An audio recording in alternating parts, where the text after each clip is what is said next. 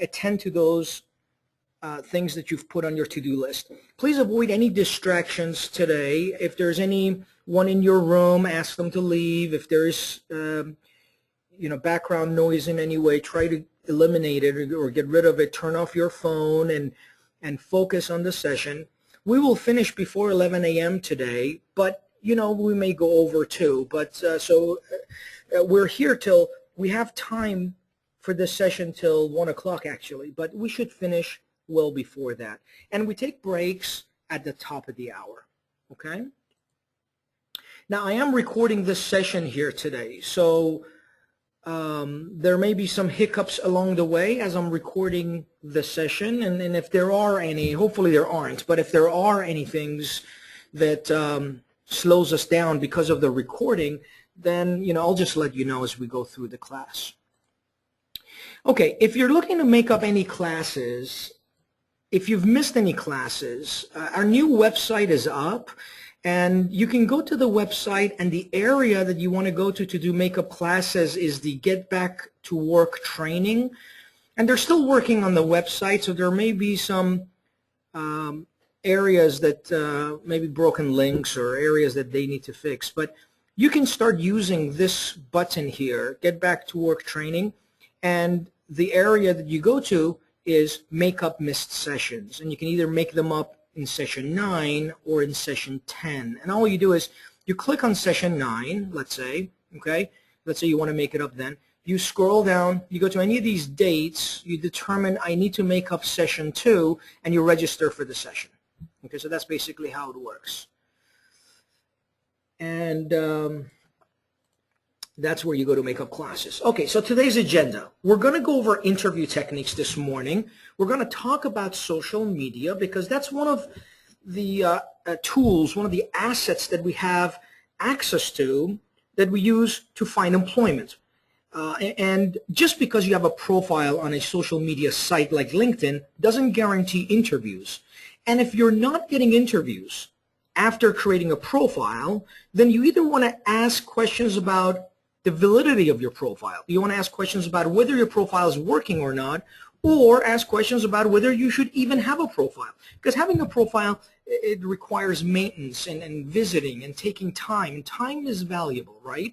So social media is good. You should have a profile, but you should have a profile that works. You don't want to just have a profile on LinkedIn because someone told you it's a good thing to do. You want to have a profile on LinkedIn that's generating interviews for you. We're going to talk about some ideas about that. We're also going to talk about how and where to apply. So are you spending most of your time applying for jobs online? Or are you spending most of your time outside of your house networking? Or are you spending most of your time on LinkedIn building a network? So if you're going outside of your house, you're going to networking sessions, building your network. If you're on social media, if you're spending most of your time on LinkedIn, you're doing the same thing, right? So are you networking or are you applying for jobs online? How are you distributing your time? Is it 50-50? 50% of your time you're online, 50% of your time you're using social media? Or is it 80-20? Or, we're going to talk about that. And then start applying. Where do you go to apply for jobs? So that's today's agenda. Those 4 things are what we're going to talk about. And we're going to start talking about interview techniques as our first area of discussion. So we're going to talk about interviews. Now, before we get started diving into the world of job interviews, we want to talk about how to get to the interview. Obviously, we've talked about this 5 sessions now, right? We've talked about how to devise your career path, right? Let me pull up the roadmap just very quickly here. Okay, so we're going to go to the roadmap here that we've been discussing for the past 5 weeks, right? So, or 5 sessions. So step 1 is ignite your inner fire. That's making sure you have the drive, the motivation, the fuel to go through this path. Step number 2 was to identify your career path, right? Once you've identified your top 3 priorities, you then create your resumes. And on the top of your resume is where your path resides. And the content of your resume is governed by that path. Now, again, we've been talking about all of this for 5 sessions. Today around 11:30, 12-ish, I have a member that wanted me to look at his resume. And I asked him to send me the job description and his resume. He's also a volunteer, so we give volunteers special attention when it comes to their resumes. And I asked him if he wanted to come on this session so I can look at his resume, look at the job description, and compare the two. And he said he wouldn't have a problem with that. And so today at 11:30 or 12-ish, he's going to come online, and I would like to go over his resume while you're watching. And we're going to talk about the path. We're going to talk about the job description and the content of his resume. And there needs to be harmony between the path you've designated and the content you're putting on your resume. And most people don't receive interviews. They don't get a call back from an employer. They don't receive a call back when there is a conflict between the information you have on your resume and what the employer's looking for.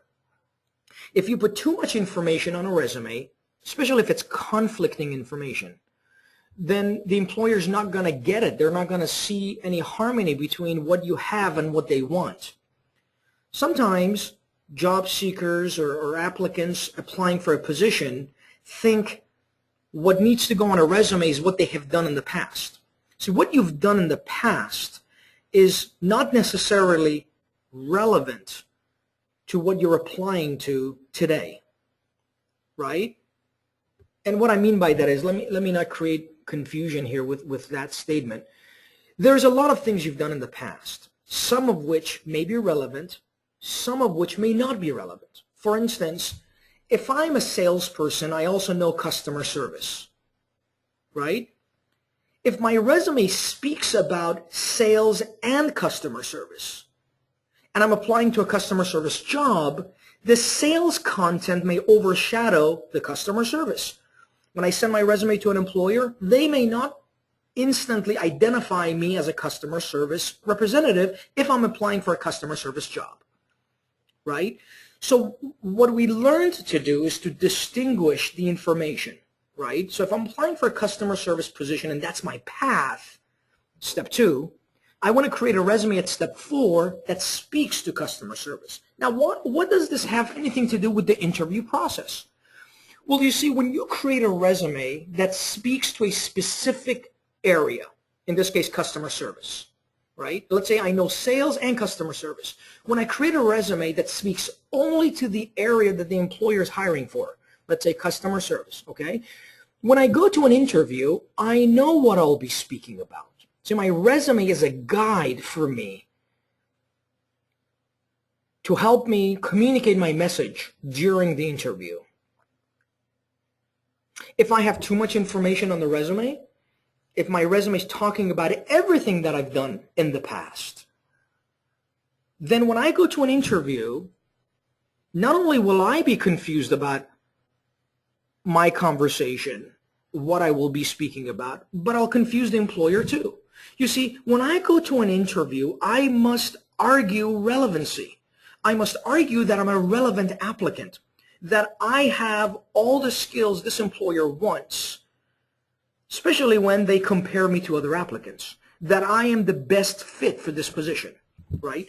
So when we talk about the interview, which is stage 5 here, the resume is my guide.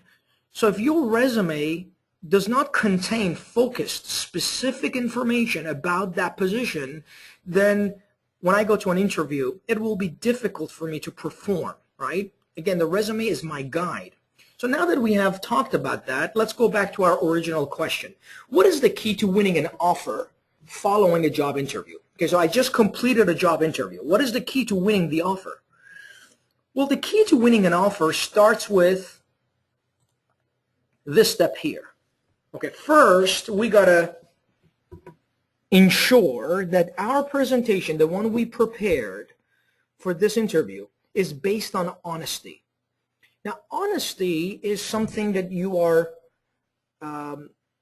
innately born with. So we are all born honest. You know, if you look back at the history of philosophy, philosophers are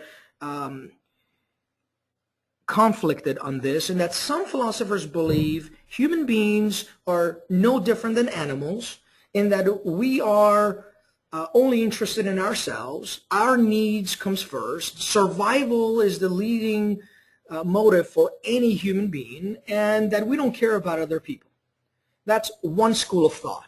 Another school of thought, another group of philosophers believe that we are intrinsically good.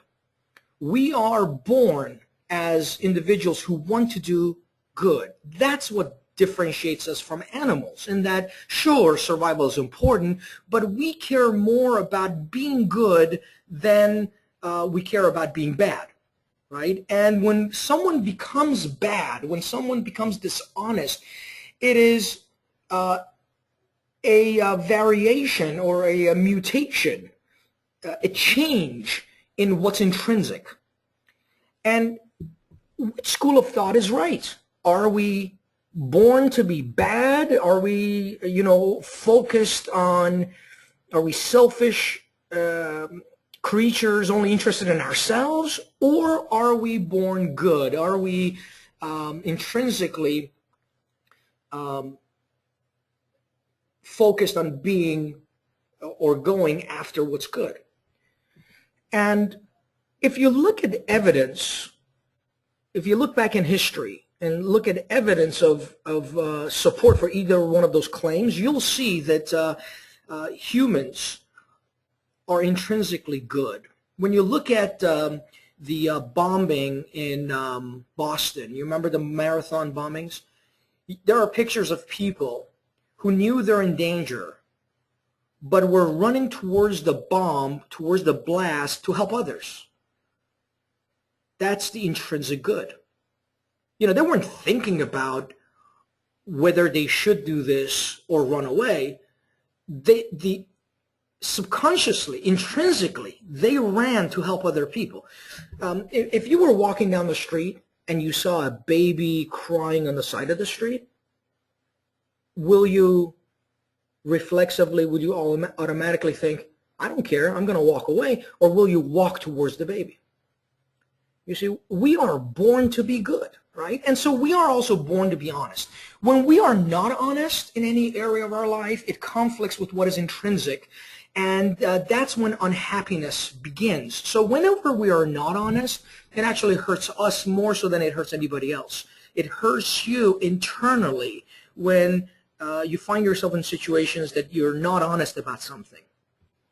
So honesty is good for you. It is just like you eat vegetables and protein to be healthy, you exercise to be healthy, you want to be honest so that you are happy, right? In fact, you can think of instances when someone was not honest, right? And what happens when someone's not honest? The first thing they feel inside is this weight. They feel as if they wish they would have been honest, right? And this weight pulls in on that individual, and the more of this occurs, the heavier this weight becomes. Some people learn to cope with that, but the weight nonetheless is always there. Why am I spending so much time talking about honesty? This is a no-brainer. I suspect all of you are honest. We don't even have to talk about this, right? That's a non-issue. Why am I even talking about this? I'm talking about it because sometimes people confuse common sense with honesty, right? You must have common sense, but you must also be honest. You see, sometimes we say things during an interview thinking we're honest, but we're really not exercising common sense. Sure, we're being honest, but we're not exercising common sense. And so you want to be honest and you want to exercise common sense. Let me give you an example. You know, when President Obama was campaigning for his presidency the first time around, Senator McCain, who was his opponent, who was President Obama's opponent at the time, claimed that President Obama lacks experience. Was that true? Did President Obama lack experience when compared to Senator McCain? And the answer is yes. He lacked experience when compared to the experience that Senator McCain brought to the table. But did Senator Obama at the time Did he argue lacking experience? Imagine if he went to a town hall meeting and he said, everyone, thank you for coming. You're all correct. Senator McCain is correct. I lack experience, but I will make a great president. Honest. Imagine if that was his argument. Would he get a lot of votes? Probably not, right? So what was his argument? His argument was that I have great judgment. He didn't even talk about, he didn't make an issue of experience at all, right? Instead, he talked about having good judgment. So he said, when I was in the Senate and I was voting with everyone else, I voted against Iraq, going to Iraq, right? And everybody else voted for it, and look what happened. I had better judgment.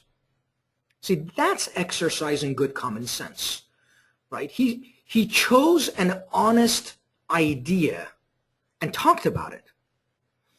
And just because you don't talk about something, does that mean you're dishonest?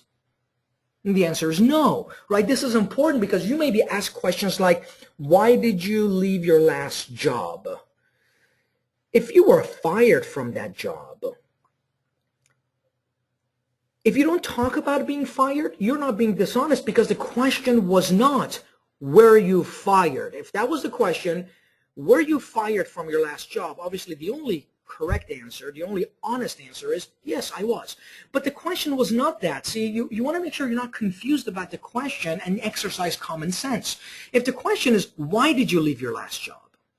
So there may be a lot of reasons that led to you being fired, and you can talk about those reasons and not talk about being fired, right? And we'll talk about that a little bit later on, but I just want you to know at this point that being honest is not just important, it is essential. And to be honest, you just simply recognize the intrinsic good within, right? That's point number one. Point number two is don't feel attached to any position, right? Recognize that the next interview will be even better than this one.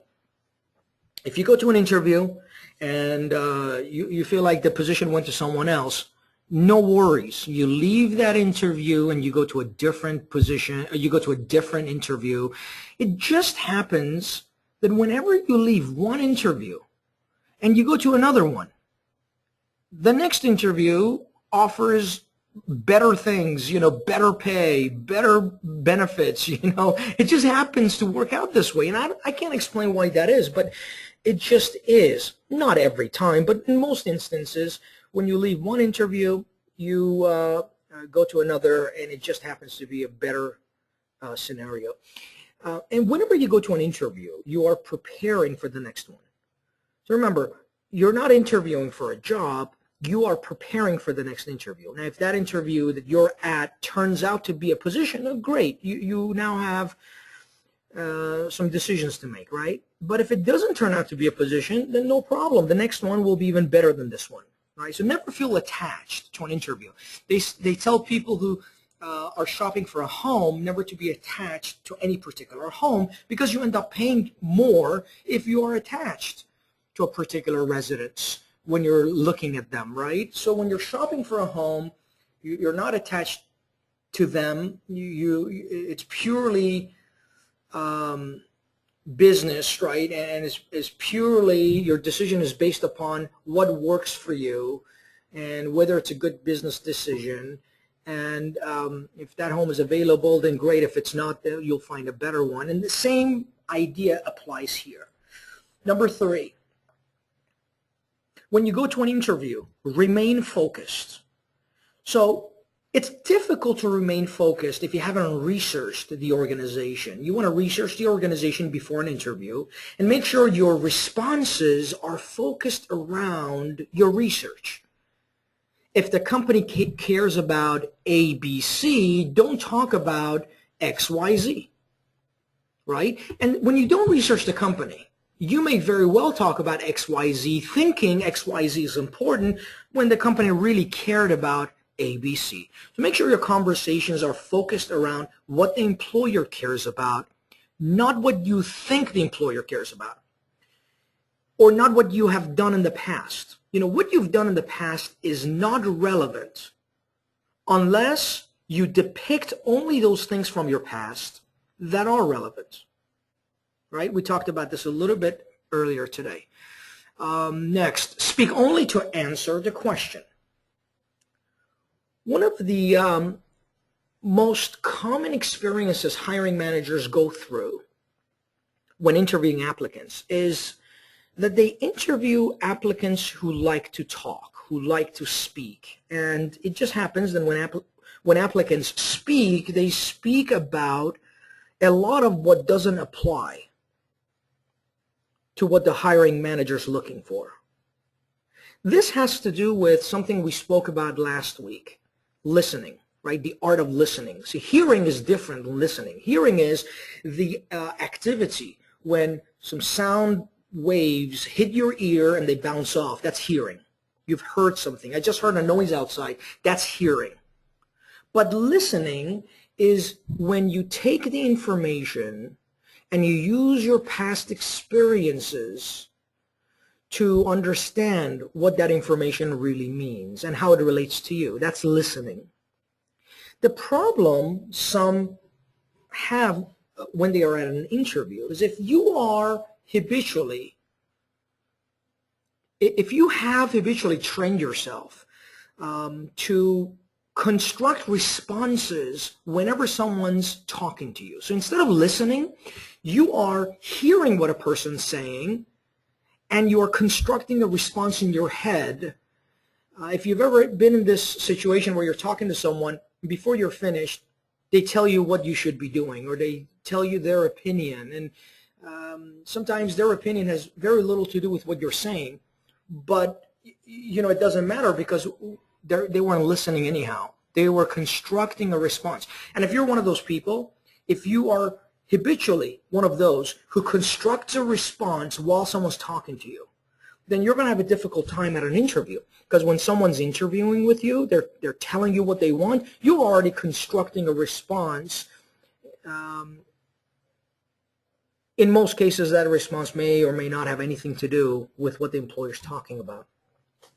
So speak only to answer the question. Be brief and be specific. What specific means here is that be specific around what the job description and what your research tells you the employer is looking for. Okay? Let's go to the next point. The next point is learn the art of the argument. See, when you go to an interview, you are arguing a point. And when we talk about an argument here, we're not talking about two people arguing, right? That's a different principle.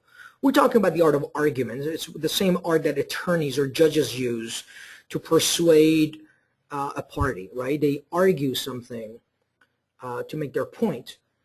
And the art of argument is not to sell yourself. You know, I'm sure you've heard this phrase, when you go to an interview, sell yourself.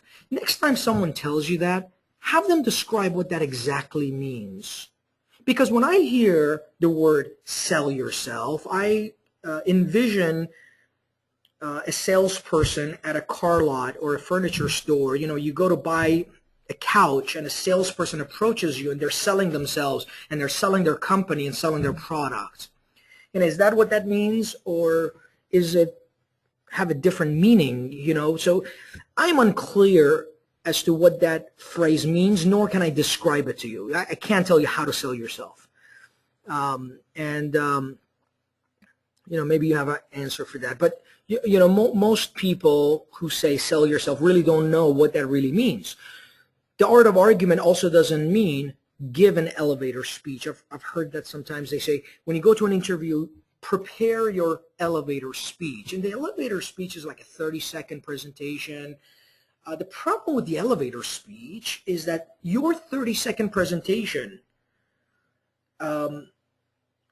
is one that describes you without taking the employer's needs into consideration, right? What if what you're saying is irrelevant to what that employer is looking for?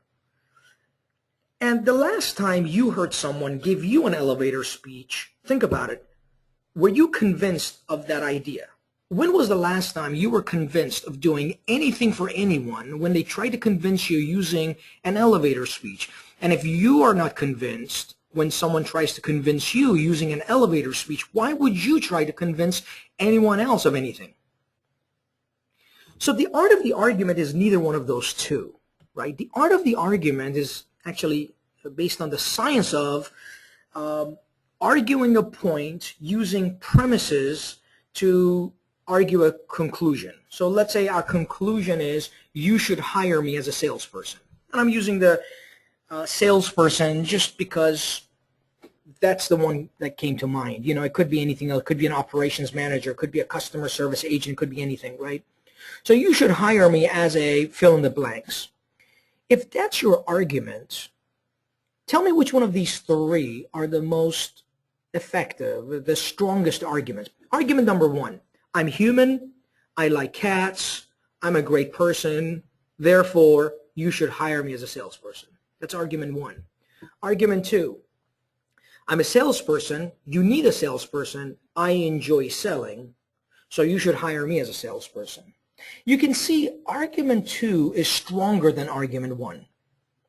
And when we try to argue a point, you usually have a conclusion.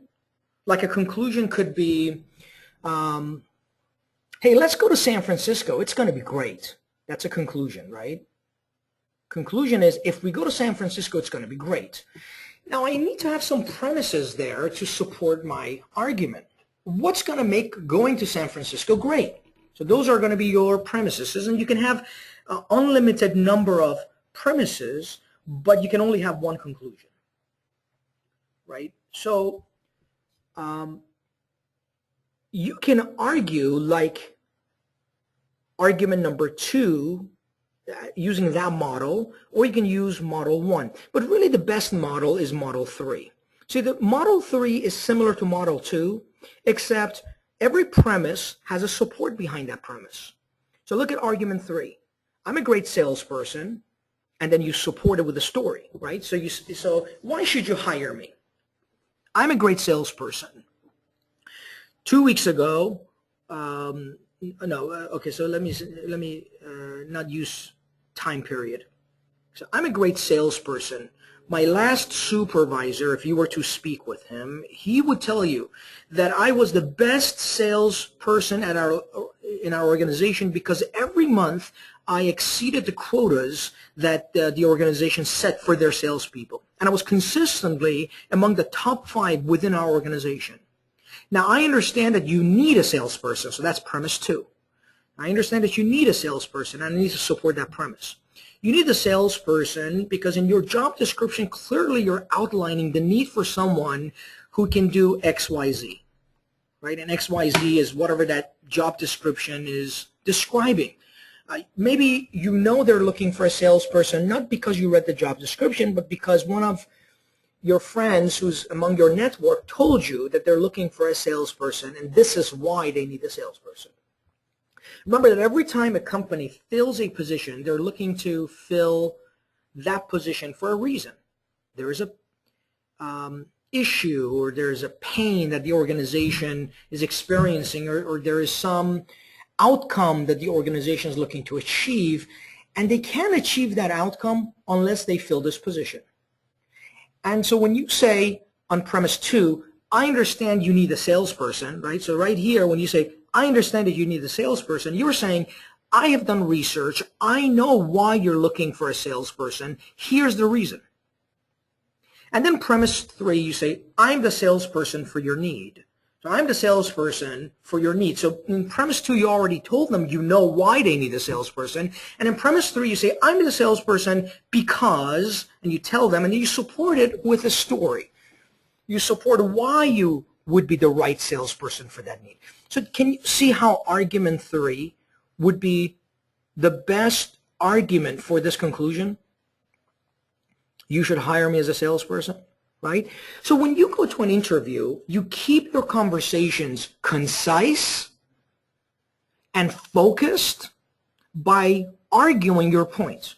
If you notice, if you follow this model, if you follow the model of argument 3, there is no fat during the conversation. You've essentially cut all the fat. You are speaking in a clear, concise fashion without saying anything extra that could jeopardize being eliminated from the interview process. Next point, when you go to an interview, answer the questions asked with confidence. Now, where does confidence come from? Well, confidence comes to you when you prepare for something. You know, think about someone who's extremely shy. And this person takes on the game of golf. Now, in every situation, this shy person is not very confident, takes the back seat in most situations. But now that he or she's playing golf, he invests a lot of time in preparing. He plays golf every day, 3-4 hours a day. He goes to the best instructor and learns the most effective strategies in swinging this golf club. And initially when he started, he was swinging it the natural way. And it was like swinging it like a baseball bat. And he couldn't play golf very effectively. But after months of training, he or she became a highly effective golf player. Eventually, this person read every article about golf, learned the history of golf, and continued practicing every day. Now, even though this person is shy, when it comes to playing golf, this person is very confident. Now, think about this. This person goes to a party, and normally he would go to some corner and mind his own business or her own business. But suddenly there's a conversation about golf. What would happen to this person who's normally shy? He would become transformed, right? Think about this person. Suddenly you would walk up and start talking about golf because golf is something this person knows. Where did confidence come from for this person? It came from the knowledge of this subject, right? In this case, golf. So where does confidence come from? Confidence comes from being knowledgeable. We call it your knowledge bank. So there's this area in your brain called your knowledge bank, and information that's repeated goes into your knowledge bank and stays there. It doesn't leave your knowledge bank. See, for instance, if I say to you, what is your name? Okay, now forget it. Can you forget your name? You can't. If I said to you, what is 2 times 2? Almost instantly the number 4 pops into your head. How was that possible? Why didn't you say 8 or 10 or 21? Why did you recite the number 4? Some people say because 2 times 2 equals 4. But what if growing up you trained your knowledge bank with 2 times 2 equals 21? Today, after training yourself in that way growing up, if I said what's 2 times 2, you would instantly say 21, right? So you're saying 4, not because 2 times 2 equals 4, but because you've trained your knowledge bank to respond that way. So when you go to an interview, you want to take questions that are most commonly asked. Now go to Guide 3. You have all received Guide 3 after training session 3 and 4, right? This is session 6. When you went through session 3 and 4, you received Guide 3.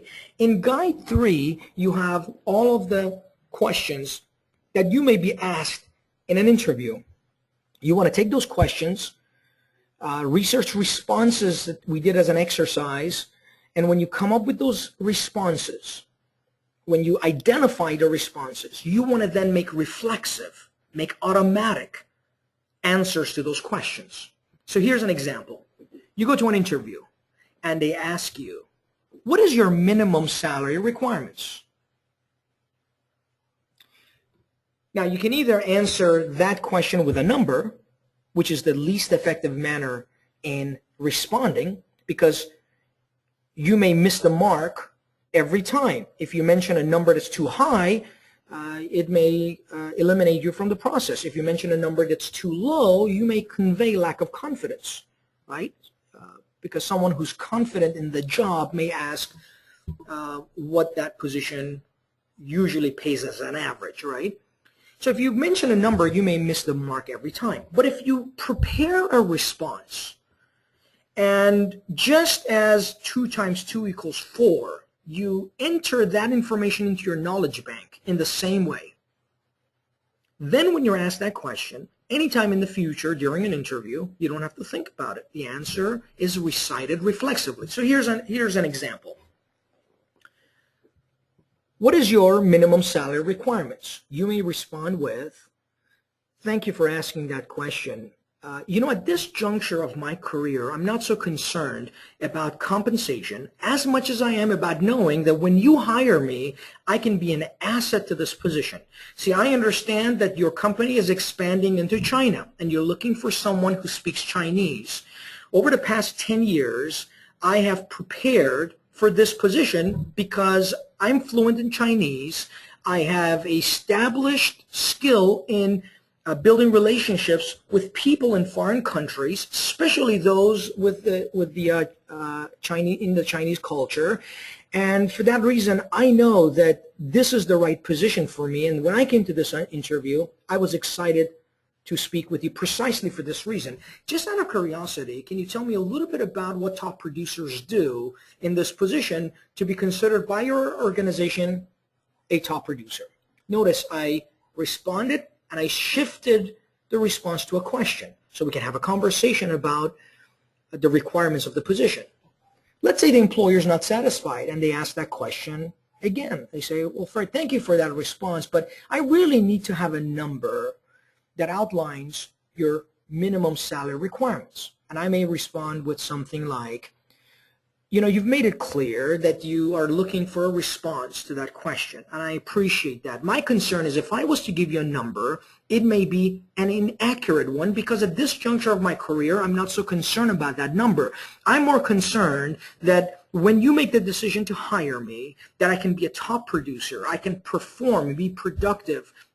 I realize that the person that's productive in this position is a person who can be productive, build relationships in a foreign country with little or no supervision.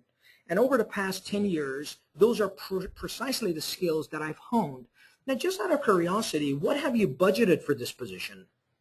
Now, let's say they say, well, $45,000 a year. And I may say something like, that sounds about right. And if they say, well, I really need to know a number, Fred. It needs to come from you. What is the number?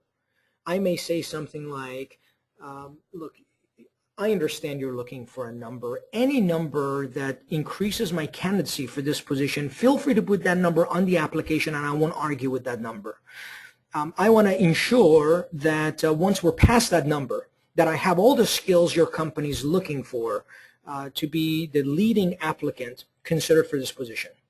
And then I ask another question. So notice when I responded to that question, I knew exactly what my position is. I responded with poise and confidence, and I made my case clear that I want to answer the questions, but my objective is specific, and that is to talk about skills that obviously a company cares about as well, not so much a random number.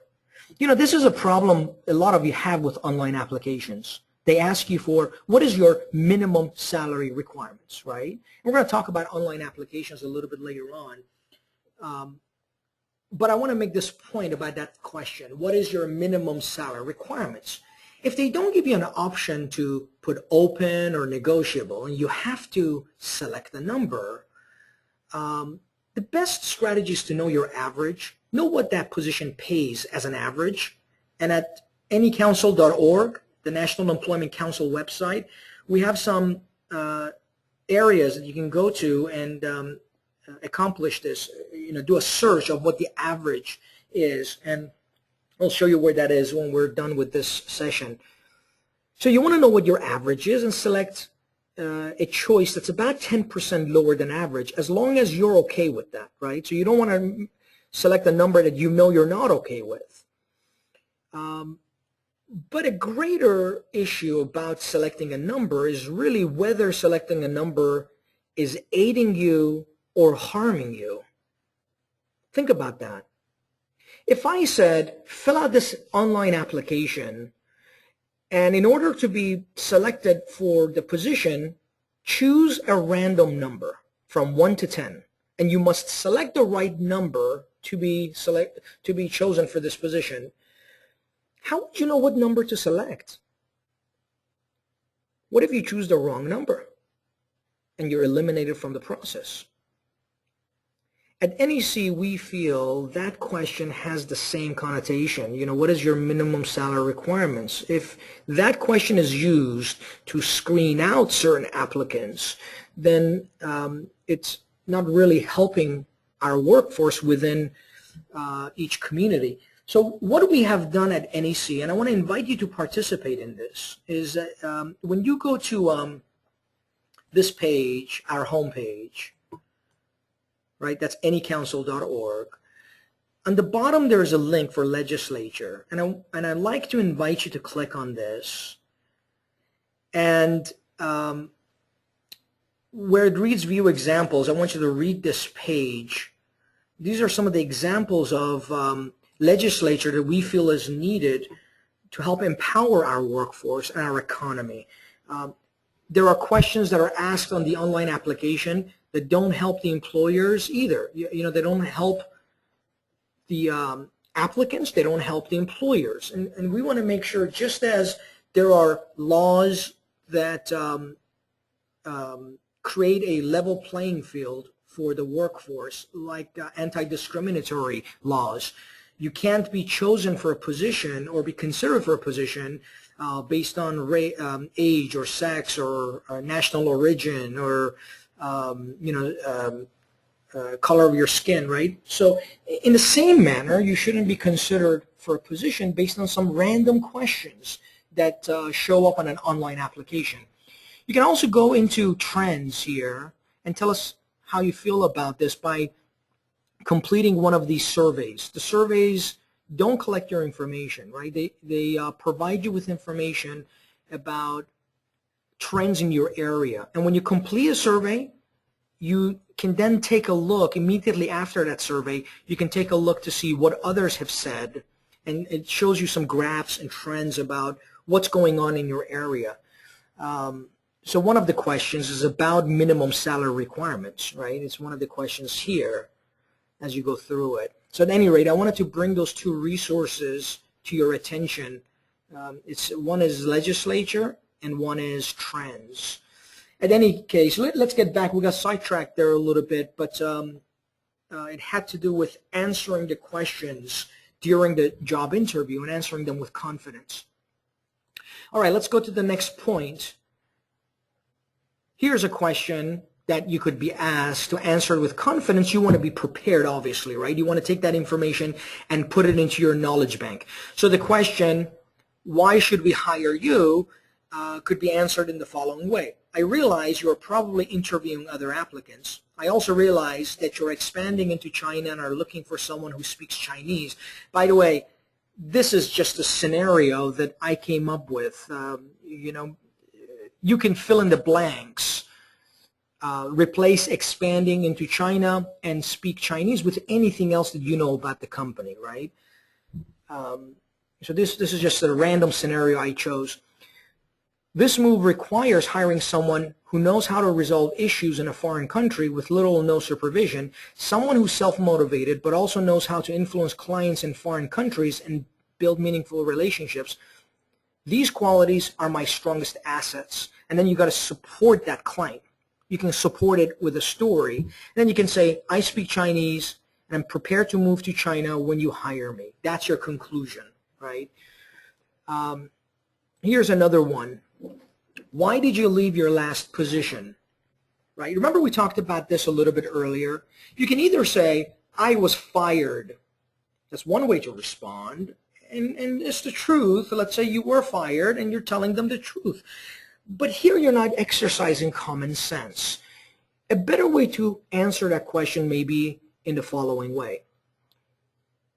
Let's say, before I answer it a second way, using an alternative method, let me build the scenario here.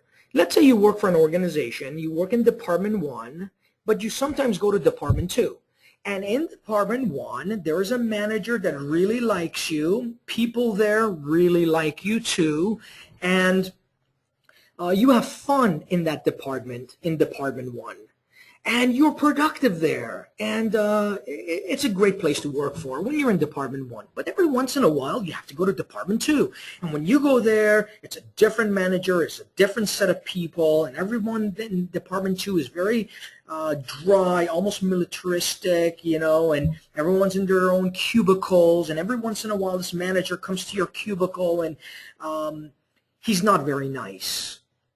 And in Department 1, when you have an idea, you share it with your manager and he applauds you for your innovative thinking. But when you're in Department 2, he doesn't want to hear what you have to say. And in fact, a few times you shared your opinion, he shut you down, and then eventually he fired you. See, one day when you were in Department 2, this other manager that doesn't like you fired you. So you left the organization and you're looking for new employment, and you go to this interview with a prospective employer and they ask you, why did you leave your last position? One way to answer is, I was fired. The other way to answer is to say, well, I worked for this organization with a group of people that I loved. You're describing Department 1. I had a manager that I got along with and we worked very well together. In fact, very frequently I was applauded by this manager for my innovative approach. I was a team player. I had integrated myself in their culture. But there came a point with that organization that no longer could I see myself long term. And it's important that I integrate myself within the organization in a way that I can see myself being an asset to that organization long term. There were some changes within that organization that shifted that focus. And so we parted as friends, and that's why I came to this interview today, because everything I'm looking for in an organization to be an asset long-term, this organization, your company has, and here's what I mean. And you talk about those things. Notice, I didn't talk about being fired. I talked about why I left. That was the question. The question was not, were you fired from your past position? In fact, that question is not one employers can ask without legal ramifications. But they can ask this question, why did you leave your previous position? And even this is, they're on an employer, most employers don't even go there, right? But, they may ask you, were you happy with your previous position? Or tell us a little bit about your last position. But even if they were to ask you this question, then you want to answer it in a way that conveys the positives. The negatives don't matter, right? Unless it's something that affects your being an asset or being a viable candidate for this new employer. For instance, let's say you work for this organization, you hurt yourself, and you have a difficult time walking, and your new employer requires you to walk.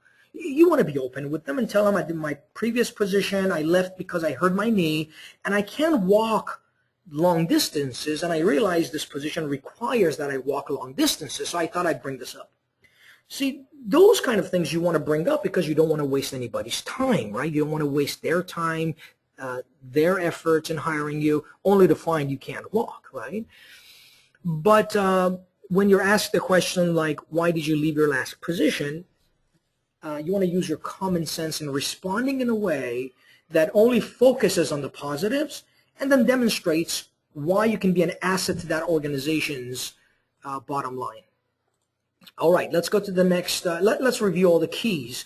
So you want to be honest. Don't feel attached to any particular position. Answer the questions asked with confidence. Remain focused.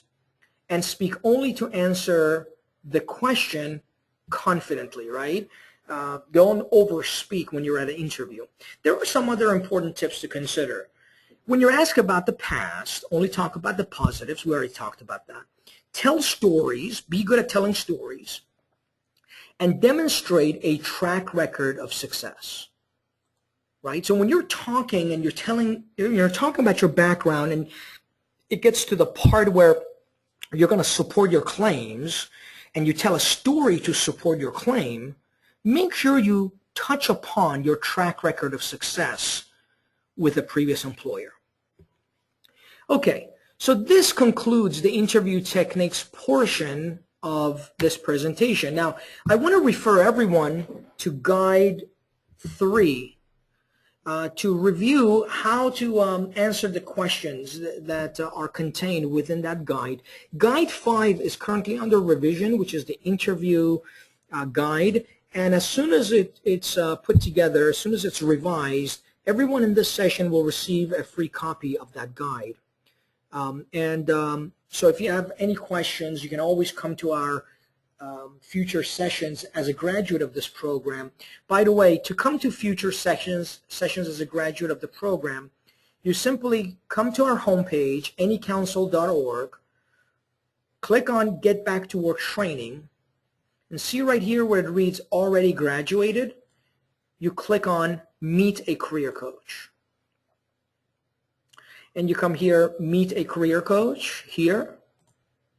This is only for graduates because you're going to need a password to get in, and the password will be sent to you once you graduate. So you can select the date, and then on that date, you can come online. You'll get a link that you can click on that date. You'll come online and you can ask any questions you have about your resume, about interviewing.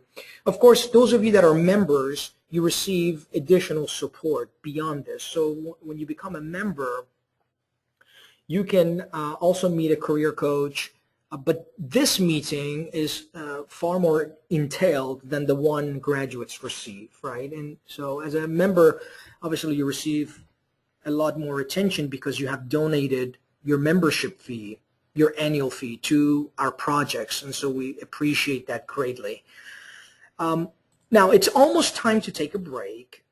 Before we I want to take the break early, and I want to ask everyone to do the following.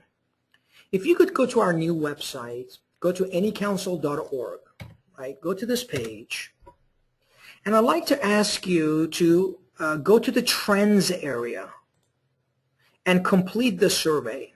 So take about 3 or 4 minutes to complete this survey, and you don't have to include your email address, and if you do, it's protected, and so we don't share your email address with anyone.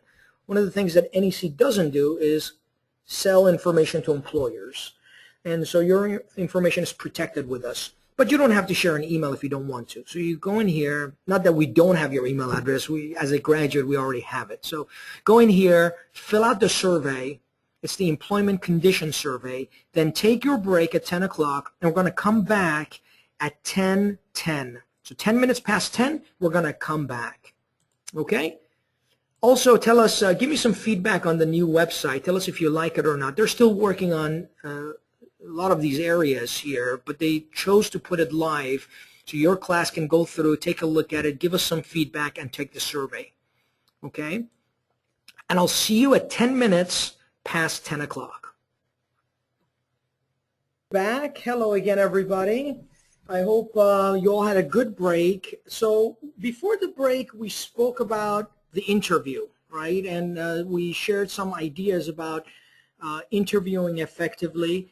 And the commonly asked questions that you will most likely be asked during an interview is contained within Guide 3. And as soon as Guide 5 is completed with its revisions, you would get a copy about some additional ideas on how to interview effectively. So the next point we're going to talk about today during this session is social media. Now, why is social media important? Well, social media is important because networking is important. Now, why is networking important? Well, think about this for a second. Today, you can either apply for a job online. And you've all had an experience with that. You go to a page to apply for a job online. It takes you to another page, and then you click on a link. It takes you yet to a third page. Before you know it, you are in this black hole going in circles. And hopefully you find your way and you find a position that you're going to apply to. The process of applying consists today of tests and assessments, and it could very well take about an average of 30 minutes to an hour to apply for any given position. Now the question is, when you apply for a position online, how do you know that position really exists?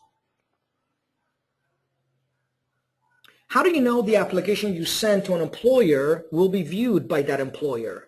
Suppose that position, that site was created by someone there's a lot of different scenarios. Like, let me share one with you. Imagine if two students who are in a web class are told by their instructor to create a website, an employment site, and these two web developers went online, they cut and pasted jobs, they put it into their website, they put a timestamp that renewed itself, and when they completed the site, they received an A for the class, but then they went about their business, taking other classes, but the site remained online. Google picks it up, you search for a job, their site comes up, you apply for one of the jobs they have online, but those jobs really don't exist. They were cut and pasted through some other site, and your resume goes to some server in some folder no one's going to see. This is just one scenario. Another scenario could be a company offshore, in, let's say, India, that creates a website with the aim of collecting information from U.S. residents, by asking roundabout questions, they can then acquire your shopping habits. They do this for millions of people who visit their site and eventually sell that information. This is a second scenario that could be occurring. There are lots of other scenarios. So you could be applying to a job you may or may not know exists. Therefore, before you apply to a job, you want to make sure that you've confirmed the position. Now, how do you confirm a position? Well, either you call the employer and confirm the position, or someone in your network confirms it for you. That's why networking is important, is when you build your network and you have a large collection of people whom you know, who are out there, and they know you're looking for employment, you're going to start getting referred out to employers. So social media plays a big part here because it's an area that you could quickly, with very little cost, little no cost, build a large network that would then refer you out to employers. Now the question is, how do I create a profile on LinkedIn that would ensure a positive outcome for me? Or if I have a profile on LinkedIn, right, what is my goal? My goal is to get interviews. And how do I ensure that when I have a profile, I am getting interviews, right? So there are two strategies you can follow. One is a non-active strategy. The other one is a proactive strategy. A non-active strategy is one where visitors search for a particular position and they find you. The other is proactive, where visitors are invited by you. It's difficult to follow both strategies, right? You could either have one or the other. The non-active strategy is where you create a profile and you put all of your information in your profile, and if someone was to search for some word or some information that your profile contained, they would find you. The problem with that strategy is that if, let's say, your profile contains customer service or operations management or PHP language in programming, so does millions of other people with that profile. And you may not be among the top 30 or 40 people that the search yields. So that's the problem with that strategy, is that if you are counting on visitors finding you, they may or may not find you. Unless you are in a field that's very specific and there are few applicants in that field, you may be waiting for that call. And this strategy, the non-active strategy, will be no different than applying for a job online, because either way you'll have to wait for a response. The proactive strategy is when you invite visitors to come to your site. So you actively pursue people on your network, and you pursue them not by asking them to refer you out, but by giving them something in return. See, networking is not about taking, it's about giving. And if your network receives benefits from having you on their network, then the consequence of that relationship is that they're going to give back. They're going to help you. And you want to give to your network without any expectations. So don't give expecting something in return. But just know that when you give, you will receive. Even though you have no expectations, you will receive. So that is the important caveat, the important part of this equation is that when you network, you must give, not take. So the proactive strategy is when you create a network and you invite visitors to your page. The problem with that strategy is that if you put too much information about your background, if you put everything, let's say, I'm going to use sales again. Let's say you are in sales and you know customer service and you know management. If you put those three ideas, information about those three ideas on your profile, suddenly you appeal to no one. Someone looking for managers will come to your site and they may leave with sales as their perception of your profile. Remember we talked about this in session 3 and 4 when we were talking about your resume, right? You want no one to get the wrong impression or the impression you don't want them to get about your resume. You want everyone to get precisely the impression you want them to get about your resume. So if you're sending out your customer service skills to an audience that's hiring for customer service, you want to leave no room for that audience to create the wrong impression about you. You want them to get the right impression about you every time. You recall how we did that on your resume. Well, same thing on your profile, right? You don't want people coming to your site and some may leave with sales, some may leave with customer service, some may leave with management. You just don't know who's going to leave with what or with which. A manager, someone hiring managers may come to your site and only see the customer service or get that perception about you. Someone hiring customer service may come to your site and get a feel that you're a manager, therefore you're overqualified. So that's the problem with putting too much information when you're being proactive. Now, what if you put only one skill on your profile? Let's say you know sales, you know customer service, and you know management, but you choose to only put customer service skills on your profile. What's the problem with that?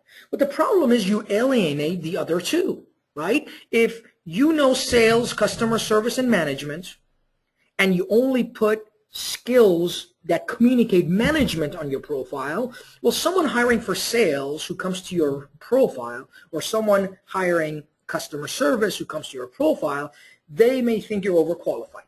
So the problem with the proactive strategy is that whether you put too much or put a focused profile, you would have a problem, right, when visitors visit your page. So the question is, which one of those two strategies are better? To put everything on your site and hope someone finds you, or to be proactive and invite visitors, but then what do you put on your profile? The answer is proactive as a strategy is much better, much more effective for you to go out and get visitors. And when they come to your profile, who says your profile should be a representation of your resume? Who says your LinkedIn profile should contain a list of your skills? See, your profile on LinkedIn should do very much what a cover letter is designed to do.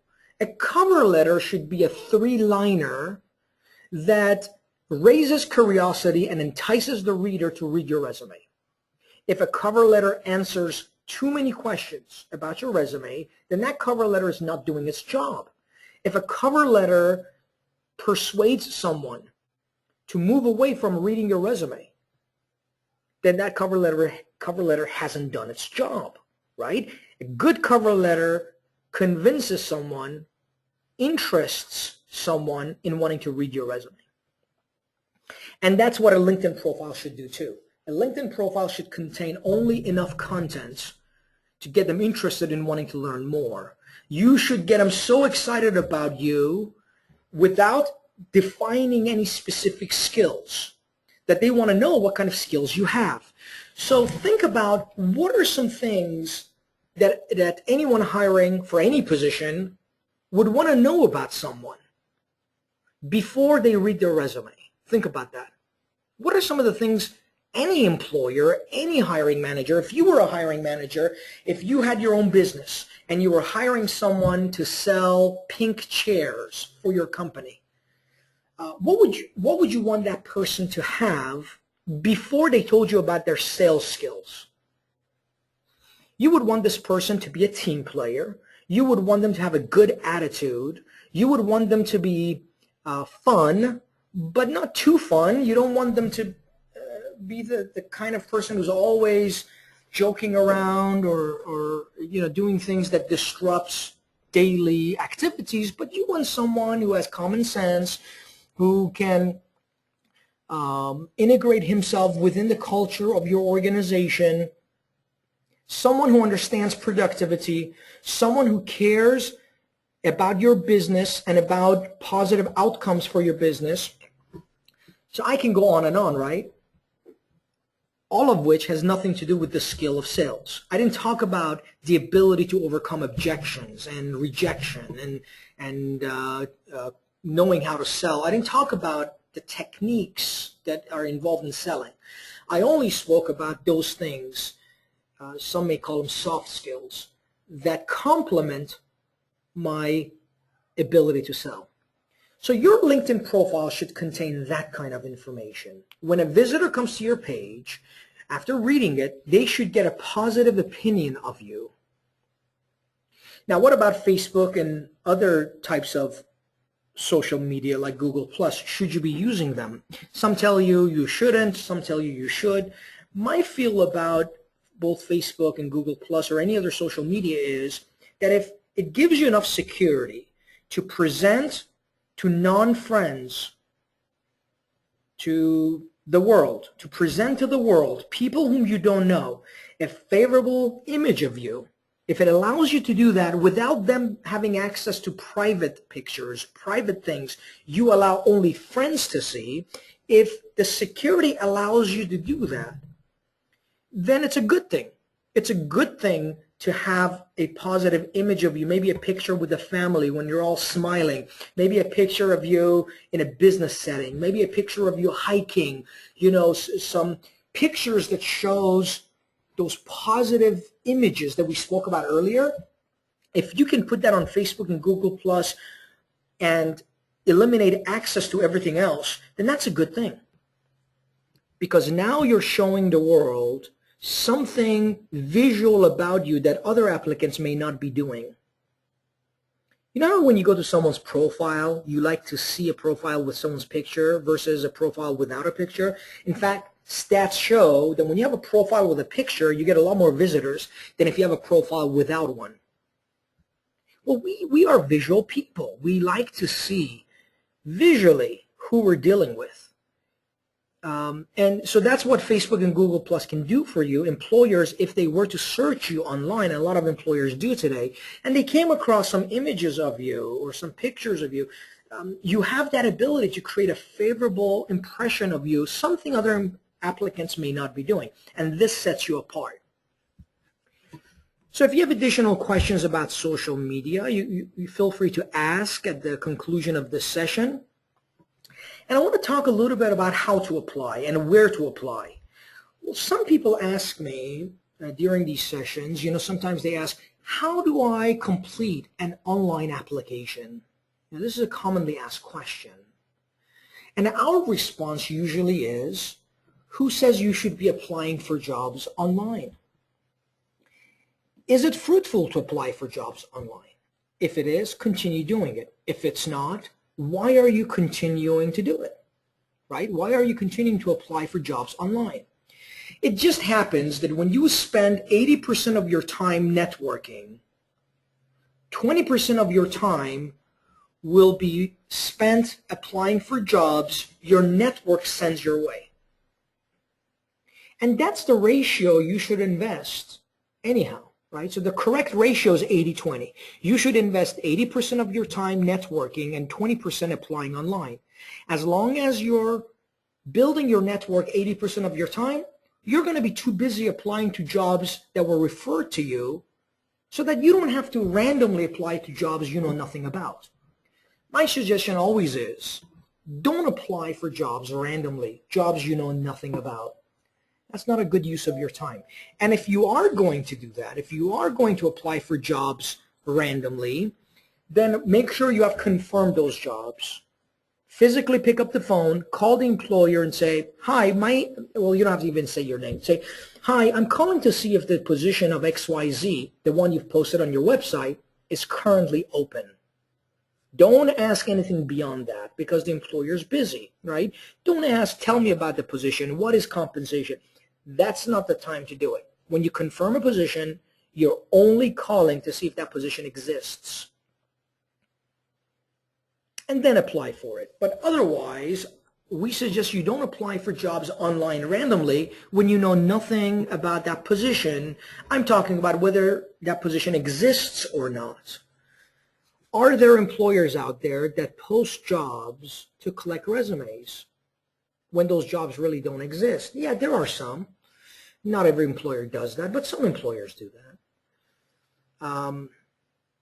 And there are other reasons why an employer would post a job that doesn't really exist. There are other reasons behind it, but not every employer does that. You know, the good news is 90% of employers that post jobs are really looking for someone. The problem is you don't know how to sort through the 90%. You know, among that 10%, there's so many other scenarios, jobs that are posted that may or may not exist, that, you know, before you know it, your time is invested in the unknown, right? So invest your time networking so that then you can get referrals.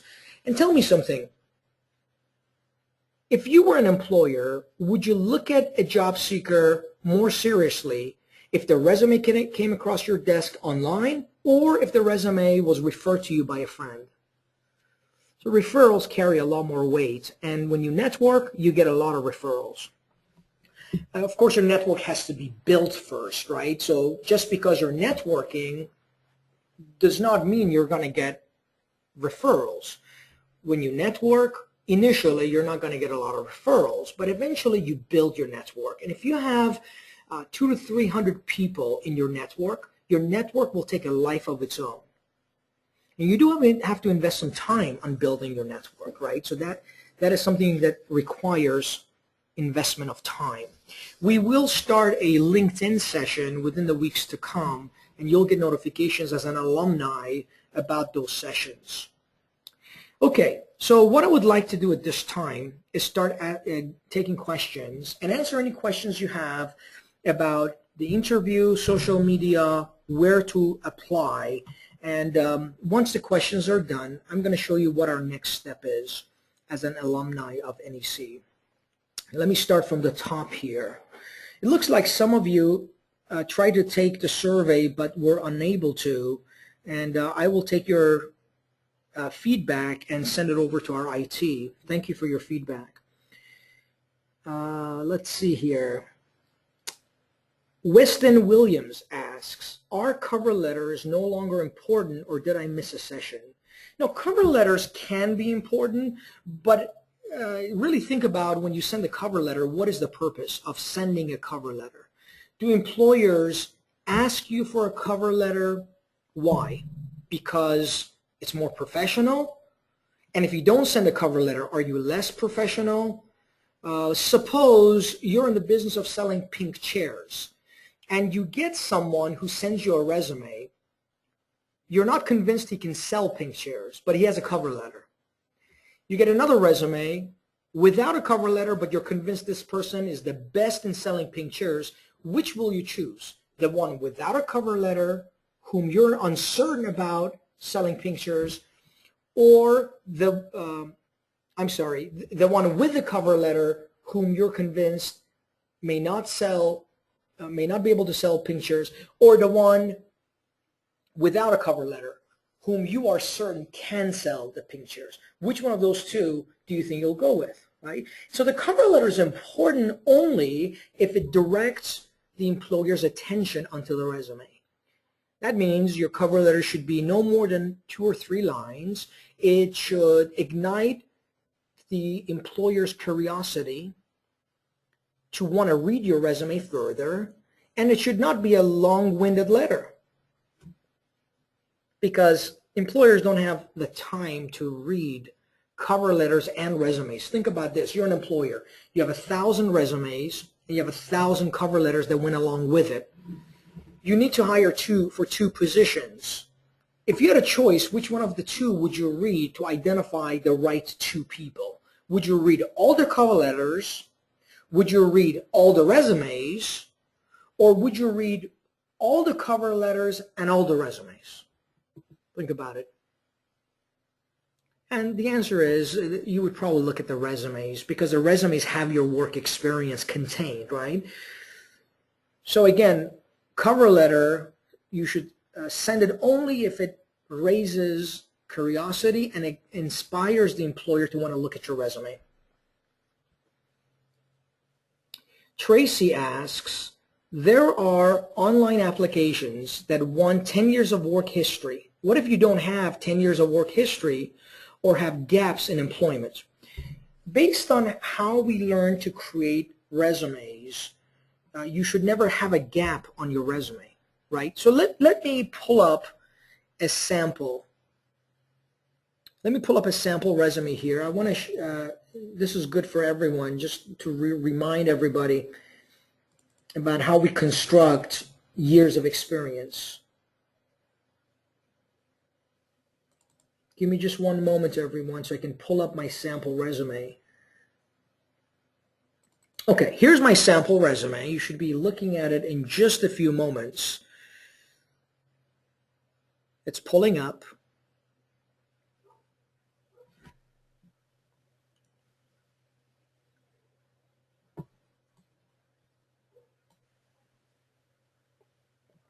Okay, so I'm going to go to the very bottom of the page and remind everyone of this little analogy here.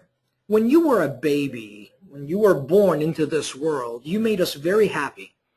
And as you're growing up, you reach this age of 16, and you couldn't work until you were 16, but let's say at age 14, you had a lemonade stand, and you gained experience selling. Then that selling is represented here with the figure ampersand. Then after 16, you took on some different types of jobs, right? You took different types of jobs after the age of 16, and you did customer service. It's represented here with this sign here. You did some sales for some other company. It's represented in the ampersand here. And you did some other things. You know, each one of these signs represents a skill. So you acquired all of these different skills from the age 16 to the age 25. From 25 to 40, you acquired some more customer service. So look, you have 3 customer service experiences at different companies from age 16 to 25 and from 25 to 40. You have more customer service here. You have all kinds of skills that are unique from age 16 to after age 60. Okay, now let's say you're applying for a customer service position. So I'm going to come to the top of the resume here, change my path, and if you haven't gone through session 3 or 4, register for the Get Back to Work Now project, complete session 3 and 4, which deal with the resume, right? So as we learned in those sessions, your path goes on the very top, and then what you do is, as long as this is your path, time doesn't matter. 10 years, 15 years, 20 years, it doesn't matter. What matters is your skill. So you go back in time and you take all of your customer service experiences. Remember, sequence no longer is relevant, right? We talked about this in session 3 and 4. So we're not creating a resume to cater to some sequence like we used to, because sequence is no longer relevant. Instead, we go back in time and we take those experiences that have to do with customer service, right? So here, I'm going to take all my customer service experiences or skills. And what do I do with everything else? Nothing. They're there. I don't include them on my customer service resume because they're not relevant. Remember the fruit juices? If my skills were apples, oranges, and celeries, right? I don't mix those juices up into one big cup and give that cup to everyone. I separate those skills or those juices into separate cups. And I give apple juice to whoever's looking for apples, and I give orange juice to whoever's looking for oranges, right? So here I'm taking out all of my customer service skills and I'm extracting them. So let's say this was with company ABC. So I'm going to come up here and I'm going to put company ABC. And, you remember what we did with these titles, right? So I'm not going to talk about that today, but you remember what we did with this. And if you don't remember, please complete session 3 and 4. So here we put customer service. Let's say customer service, you count them. Here it was 1 year. Here it was 3 years. That's 4 years. Here it was 4 years. That's 8 years. And let's say here you were in customer service for just a year. So that's 9 years of customer service. So you put 9 years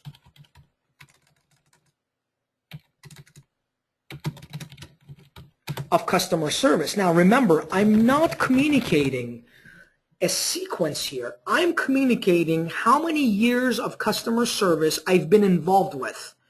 It's important to know what the objective of your resume is.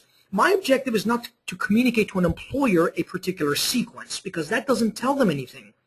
The employer wants to know, if they were to hire me for customer service, whether they have made the right decision. They want to know, what is it about my customer service background that I'm trying to argue as relevant to their job description? So I am arguing through this manner of communication that I have 9 years of customer service with these companies. And I go back and I take these companies only, right? And I include those companies on my resume. And since sequence doesn't matter, I don't have dates here, so therefore there is no gap. Now remember, when an employer calls me on the phone, I make it clear as to what I've done here. So when they call me on the phone, I say, I worked for ABC company. I was a loan originator with ABC company. We talked about how to communicate that, right, through during session 3 and 4. So I don't want to take a lot of time here talking about what you do with the title. But you let them know, the way I've created this resume, Mr. Hiring Manager or Mrs. Hiring Manager, is not to communicate a particular sequence, but I'm communicating here my customer service experience to help you make an informed decision about my candidacy with your organization. This way I don't waste your time sending you skills or backgrounds that are not relevant to this particular position, because I've done a lot of different things, but obviously clearly here you are more interested in my customer service skills based on what I've read in the job description than you are in everything else that I've done in the past. Now if they say, well, I want to know everything else you've done in the past, then you could send them a resume that includes 20 years of experience, but there's a way to do that too. And we covered that during our follow-up sessions when you pose those questions to a career coach. And I showed everybody how to register as a graduate of the session for follow-up sessions, right? So you go to anycouncil.org. You go to anycouncil.org as a graduate. You click on Get Back to Work Training. And you go to Already Graduated, Meet a Career Coach. So if you have any questions beyond what I just told you, you can come here, register for a class, and ask your questions, and we'll be happy to answer those questions for you. But you'll have to have graduated from the Get Back to Work Now project, and a lot of you will graduate today, so you'll have access to this. I hope I answered your question, Tracy. If there are certain things that are still unclear about your question was, how do I communicate a gap on a resume? If you still have questions, or let me read the exact question. Your question was, there are online applications that want 10 years of work history. What if you don't have 10 years of work history or have gaps in your employment? This is how you do it on your resume. Now, if the question is about an online application, I go back to the original conversation about networking. If you're spending most of your time applying for jobs online, some of the online applications don't give you a choice in how you construct the application. my suggestion is that you network and get referred into a job so that then the online application carries less weight than does the resume. Now, there are ways you can communicate your message on the online application, but every application is different, and we don't have the time today to go through every type of online application and how to construct your information accordingly. But again, you can ask these questions if they're unanswered for you, Tracy, in any follow-up sessions in the future. Linda Huey asks, why do some companies keep posting the same job over and over again? This has happened even with jobs I've interviewed for and didn't get the job. Linda, I'm not sure which companies you're referring to, which employers specifically you're referring to, and I don't, I can, based on that question, I cannot point to what type of jobs they're posting over and over again. So there may be reasons. Some employer would post a job over and over again. If it's not filled, they would post it again. And there may be other reasons. But first we have to identify which company and then what type of position they're posting over and over again for us to then be able to answer that question. Bilal asks, should the online candidate profile in an employer website follow the same format as the resume, or should it contain detailed work experience like a CV? Yeah, you should communicate your message clearly and concisely the way you did on your resume on the online application as well. So the best scenario when completing an online application is to include the same information you included on your resume on the online application. If the online application requires that you insert dates and it doesn't give you any other options, and let's say your resume doesn't have dates, then that's okay. You can include the dates, but try to construct the online application in a way that doesn't answer all the questions, raises curiosity so that the employer would want to talk to you. Ultimately, the online application does not answer all the questions, no matter how you construct it. So they have to meet with you to learn more about things an online application cannot do. An online application cannot speak about your level of motivation, your teamwork, a lot of other things that a human being brings to the table an online application cannot do. So your ability to communicate in a way that raises curiosity, but at the same time communicates your skills as it pertains to the job description, and not more, not less, is a skill, and it's something that you want to work on every time you fill out an online application. If you have questions below beyond that, specific questions about a particular online application, you can attend one of our follow-up sessions in the future. Lisa asks, is it a good idea to contact the college you went to and get job recommendations from alumni department or director of business schools? Lisa, I'm not a fan of recommendations. You are the best recommendation of you. Recommendations are only good when an employer asks for it. So it's good to have their recommendations and offer them when you're asked to present them, right? And so yeah, the answer is it's good to have those recommendations, but I'm not a fan of offering them when you're not asked for them. It's a good idea to connect with your college and the alumni only to make them part of your network and to give them something. What you can give each person is different. You'll have to find out on LinkedIn when you're communicating with them what they're looking for. How can you help people who are part of your network?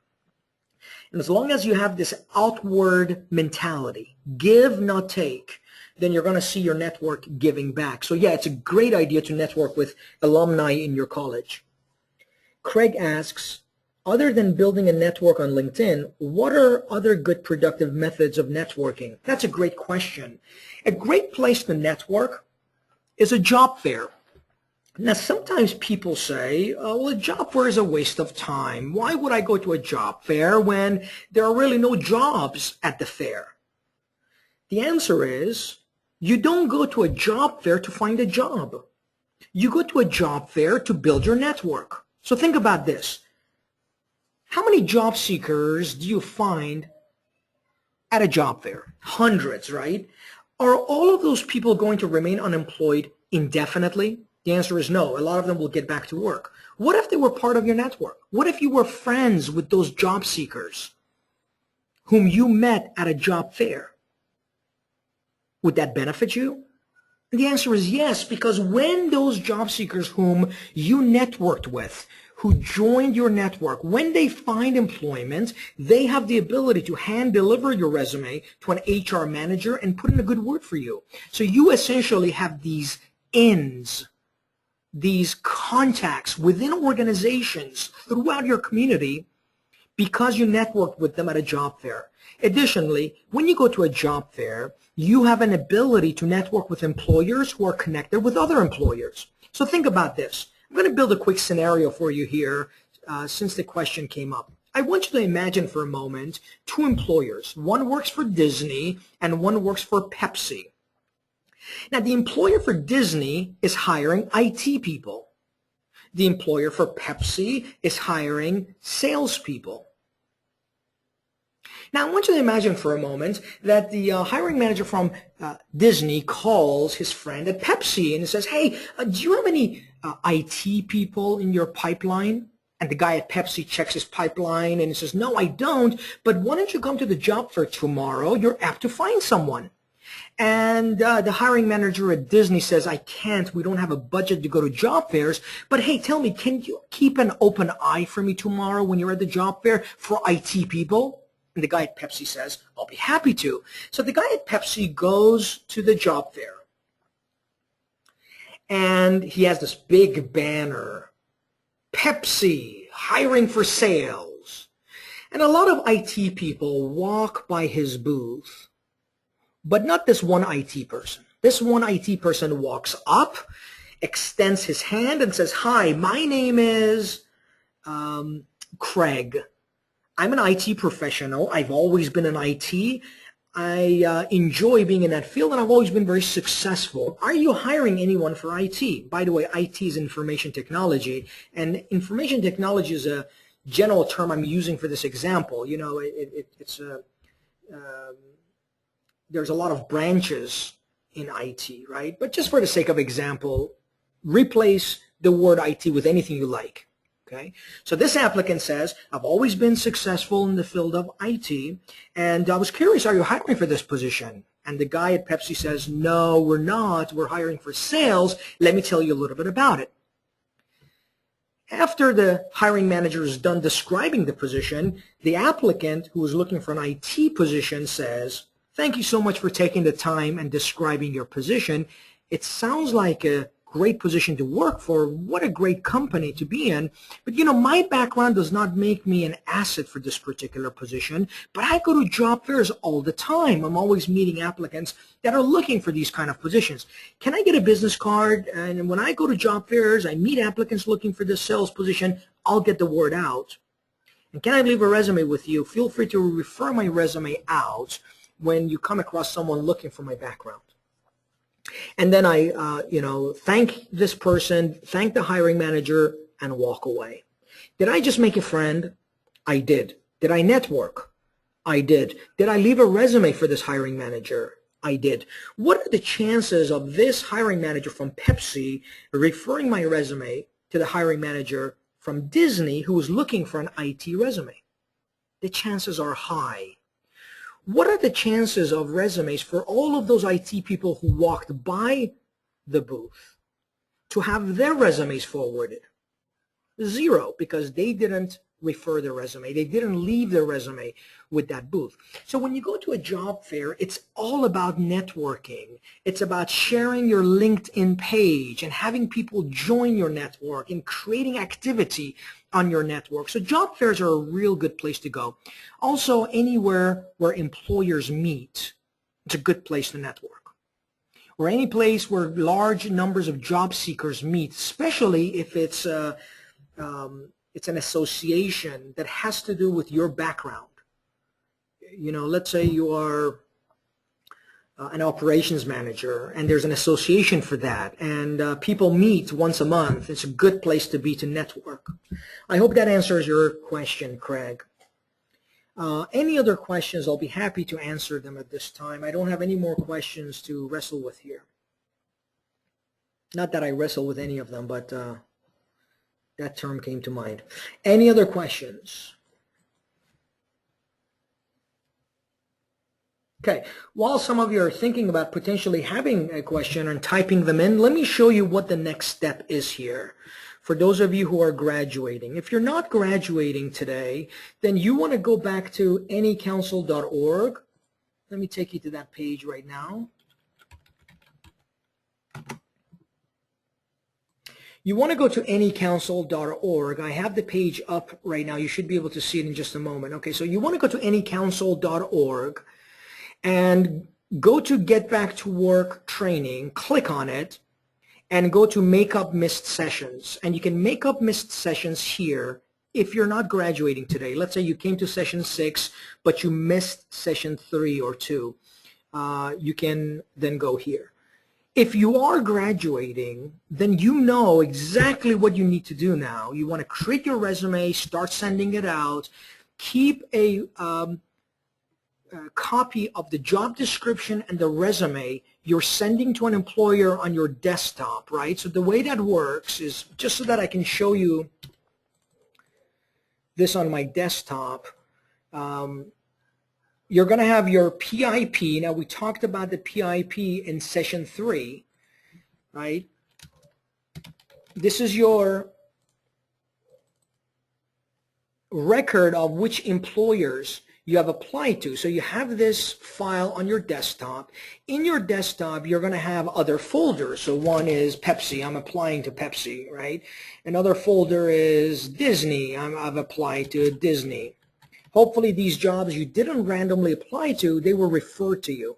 And when you go into Disney, you should have a file that has job descriptions. You don't have to have a folder. It could be a file, right? So it could be a file. You have job descriptions. You can have another file, which is your resume. And it would be you should have the name of your resume, and followed by the name of the company, because then you can search for it and quickly find it. So customer service that was sent to Disney, job description for the customer service. And you can put the job description and then so you can search for these two very quickly if you need to. And then the third should be your research.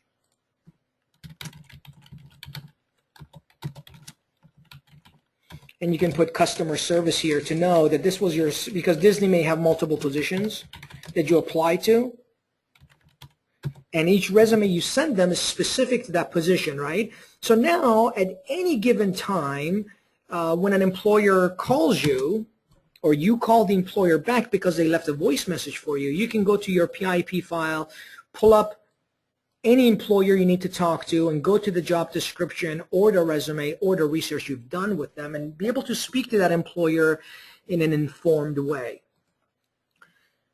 So going back to the website here, to anycouncil.org, you can also meet with your career coach to go over the job description or the resume that you've sent them, and have your career coach answer your questions for you. I got to tell you that these sessions are brief, so they're not detailed. We're not going to spend a lot of time like we do with members here. Any of you that are members, then you go to a different place. So members, you click up here. We want to thank all of you who became members for your donation to our projects Hero, To Hire, and Projects Hope. You would come here to schedule your session. So you go to Meet a Career Coach as a member. And this is a different session than the one graduates go through. It's more entailed. We help you type the content of your resume. This is where you go to participate in the session. So starting today, after we look to see if there are any questions, if there aren't any, you will leave this session as an alumni. We are proud of you for completing the 6 sessions. You can always come back to this link here, Get Back to Work Now training, makeup sessions. Very soon we will have an archive of videos for your class, and it will be in a login it's not programmed into the site yet, but it will be. And you can go into that archive. You can keep your PIP in your archive when you log in, and you'll have access to videos directly through your login. And that's where you'll go to. Let me see if there's any other questions before I continue on.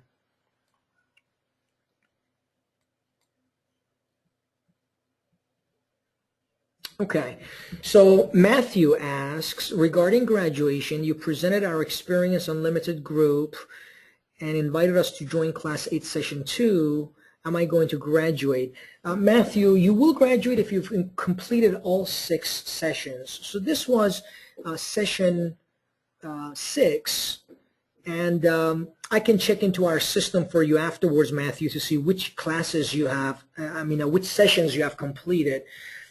If this is the only session that you've come to, you want to complete session 1 through 5 to graduate. You do have to graduate from all 6 sessions, or complete all 6 sessions to graduate. Okay, Raphael, where do I go to verify that I received credit for all classes attended? You can just send us an email and we can check for you. So for instance, I can go into our system here and I would type your name, Raphael. I'm going to do it on the side here because I don't want everyone to look at your information. But I can take a look here. So let's see, Raphael Margolin, there you are. I'm going to pull up your information and tell me, Raphael, type for me what classes you've completed and I can verify that for you. I show that you've gone through all 5 classes. So the way we show it is like this, Raphael. Is you registered, you came to all 5 sessions, you're waiting to complete session 6 to graduate. And then when you place, you let us know you were placed and we record your placement here. So that's how it works. You don't have to type it in, I already saw it. If it's different, feel free to type in which classes you completed, but it looks like it shows you completed all classes. Nolene, please repeat where to go to graduate. Okay, so if you've completed all 6 classes, Nolene, you go to our website, go to anycouncil.org. So here's the address on the very top. Then you click on Get Back to Work Now Training, and just by completing all 6 sessions, Nolene, you've graduated. So you don't have to do anything. But if you want to meet a career coach anytime in the future, you click here, Meet a Career Coach. As a graduate. Non-graduates cannot because you need a password. And a password will be sent to you if you graduated. And you can then access a career coach. Shelly Hutar asks, can we still become a member with a discount code? Shelly, the discount code is offered for a limited time, and that discount code is not offered once it expires. And but you can always go to become a member, you click on members and you go to become a member. And this is where you go to become a member. Okay. Tracy, can I reapply for membership? And if so, is there a discount code? Oh, same question, Tracy. Yeah, if you become a member, I'm sorry, the discount code has expired for your class. But you can always go to this link here to become a member. Mildred, where will the alumni receive our certificate of completion? Mildred, the certificate will be mailed to you. And if we have your mailing address in our system, we'll be able to mail it to you. If we don't, then it won't be mailed to you. It won't even be printed, actually. You have to have an address for your certificate to be printed. If you want to put in your address into the system, you go to anycouncil.org, click on Job Seeker Login, and when you go to Job Seeker Login, if you haven't created a profile, you create a profile here. If you have created a profile, log in to put in your address.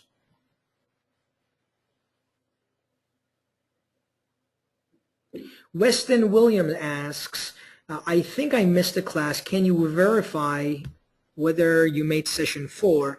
Yeah, I'll be happy to do that. As soon as I answer all the questions, I'll be happy to do that for you, Weston. Matthew asks, you told us that the live presentation would be accepted as class 1 if we registered at class 2. That's the question. I'm not sure, Matthew, I understand what the question is. You told us that the live presentation would be accepted as, you mean session 1, right? Accepted as session 1? If we registered at class 2, I can check your account for you, Matthew. Don't log out when we're done. Stay on the call and I can check for you. Let's see, Nolene, can I send my resume to you? I may have already done that. You know, Nolene, if you send your resume to me, there's nothing I can do with it because we don't respond to resumes via email or via a phone call. The way we answer questions is through the graduation page on our website. So you go to the graduation page right here, you go to anycouncil.org, and you go to Get Back to Work Training right here, and then you go to graduates, already graduated, and meet a career coach. That's how we answer questions for resumes, interviews, any kind of questions you have. That's how we answer it. If you email me a resume, any of you email us a resume, you probably won't get a response because we're not set up to respond in that way. We have hundreds, potentially thousands of applicants that are in our system going through classes, and certainly thousands of graduates. And if all of them send us their resumes, it would paralyze our operations, right? So the way we're set up so that we can help everyone is through the graduates link. Let's see. While I'm waiting for any additional questions anyone would have, I'm going to check a few things here. So I'll wait for questions. I'm also waiting for Richard, who's one of our members. He was going to log in so that I can help him with his resume. I don't know if he's on the call. Maybe he is.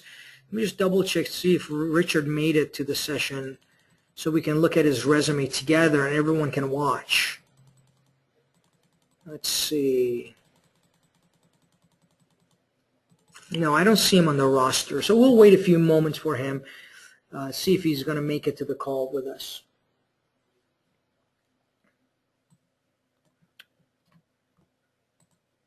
I'm going to check a few things here while more questions are coming through. And we're going to wait for Richard to see if he logs in. Okay.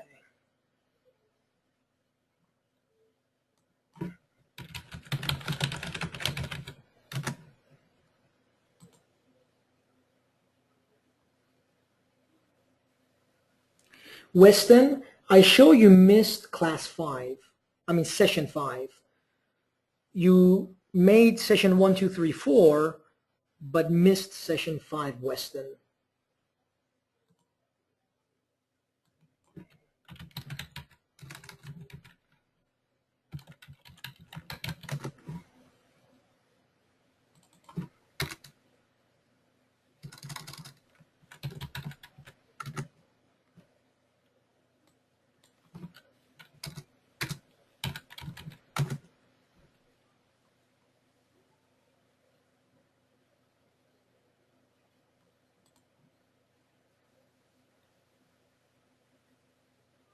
Matthew, I show that you missed session 1, but you've completed session 2, 3, 4, 5, and today's 6.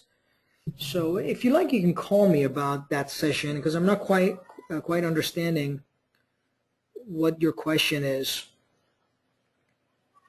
Okay, so let's see here.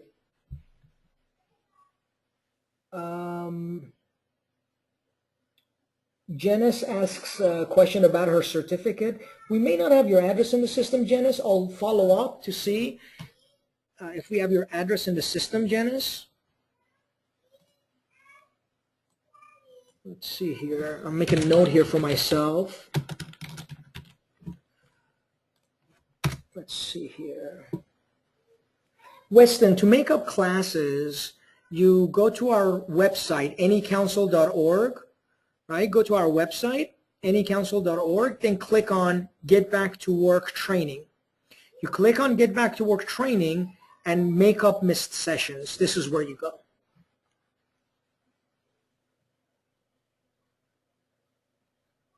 Craig, did you have a question? Feel free to ask if you did.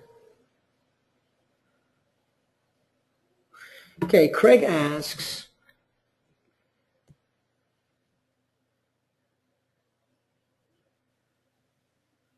okay, so Craig asks information about confirmation of membership. That was sent to you, Craig, but I think we had some email difficulties, right? So please stay on the call. Let me make sure that's all sent out to you while you're checking your email, and I'll check into that for you.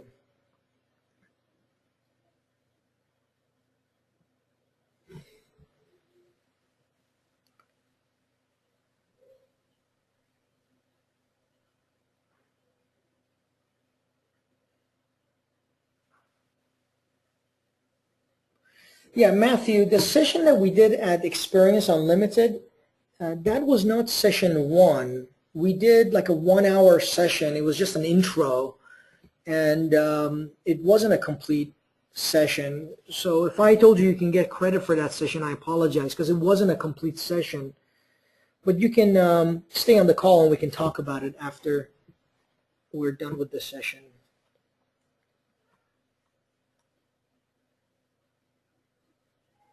Monica asks, will the webinar notes be provided for review after sessions ended? The answer is no, Monica. We will have a video that will be up on YouTube for a couple of days, and you can watch that video if you like, but it'll be pulled down. And eventually you'll have a login where you can go in and look at the videos from your class, but that's in a few months.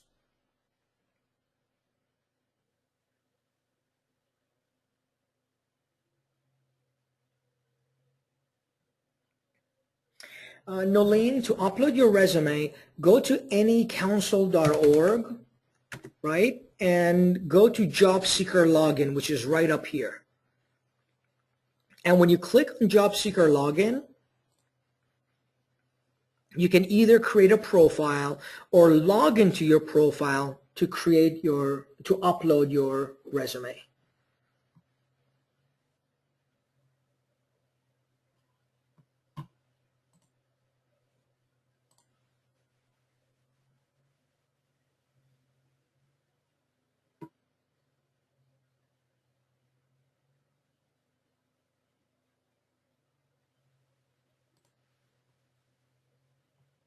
Yeah, so Weston, you're saying you're getting an error message for not found for makeup session 5. What you want to do is just like do everything I'm doing. Go to anycouncil.org right here, okay? Then click on Get Back to Work Training.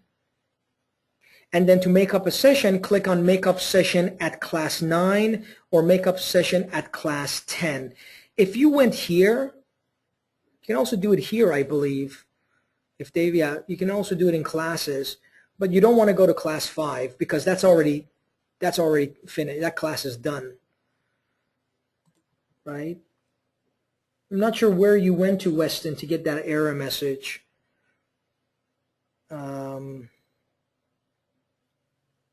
Yeah, so you want to go here, either Makeups Missed Sessions Class 9 or Class 10, one of these two.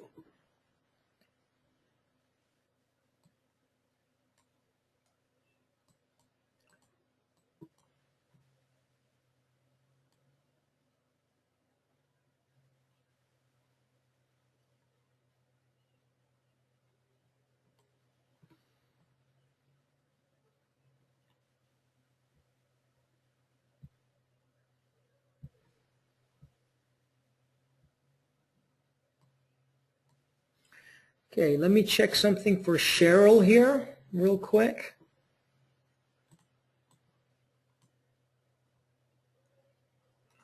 While we're waiting for more questions.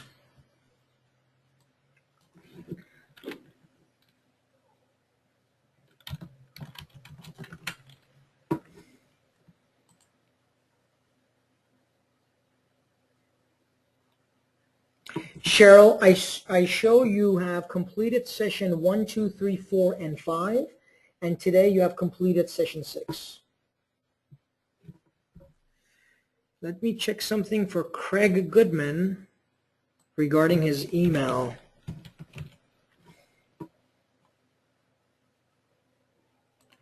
So Craig, the email address that we have on you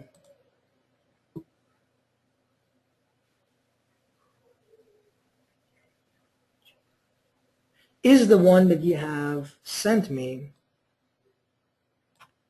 And as can you check your email? I'm going to send you the membership email and see if you receive it. Because I'm sending it to the email that you just chatted with us here.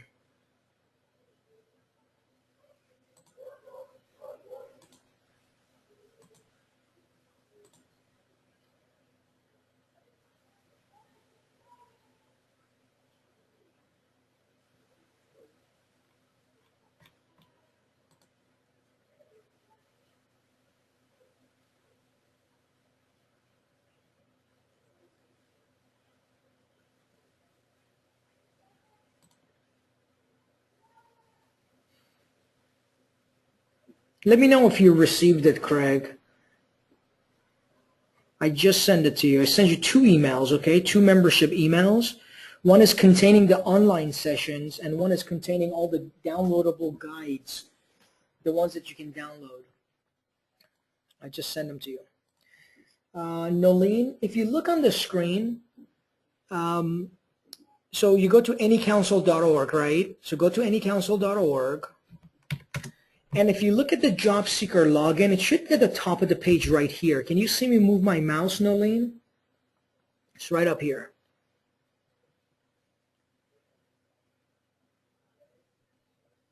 Let me know if you can see me point at the job seeker login and if you found it. It's right up here.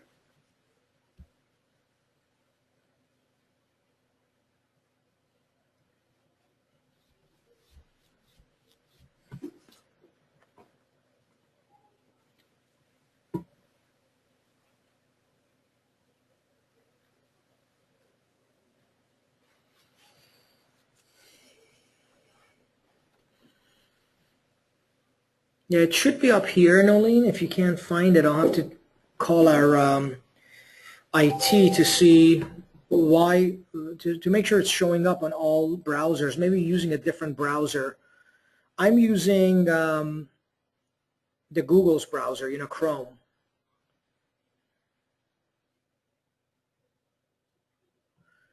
Yeah, it's right up here.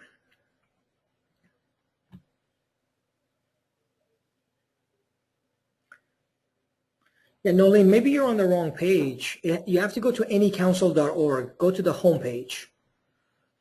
Put in this address, and you should be able to find it on the top page, just like I've pulled it up.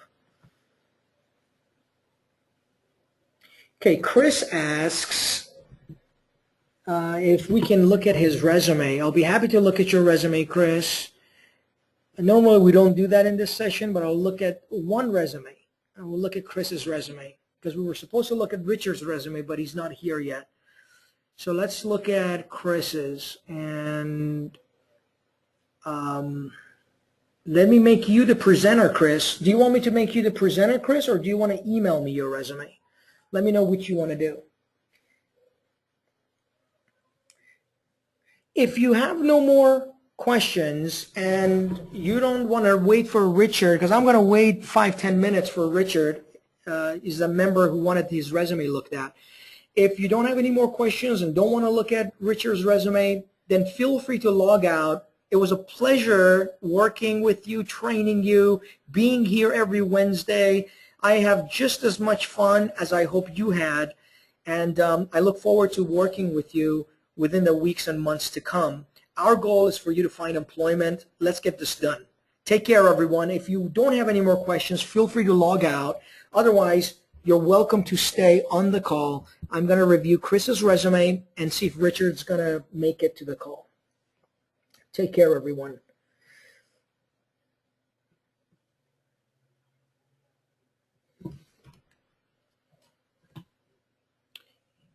Yeah, Craig, do you want me to, would you mind if I show the profile on the screen, or actually what I can do is show the email that went out. Yeah, see right here. See, the email that just went out is this one, and it went to this email right here. And I sent 2 emails. See these 2 emails right here? These are the 2 that I just sent you to this email address. Is that the right email address? Take a look.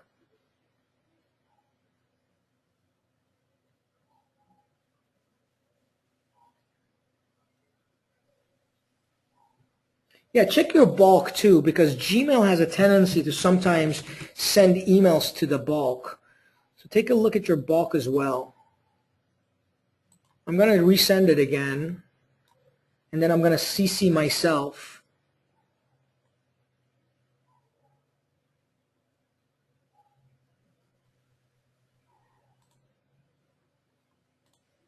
I'm going to CC myself to see if I receive it.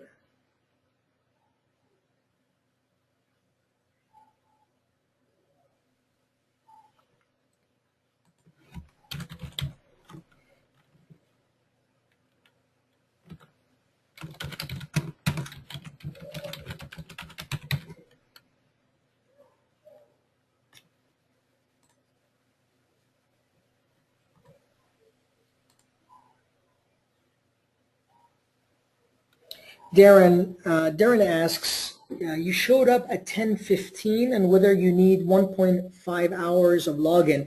Yes, Darren. If you logged in at 10:15, they will not credit you for this session. You can go onto our website and make up session 6.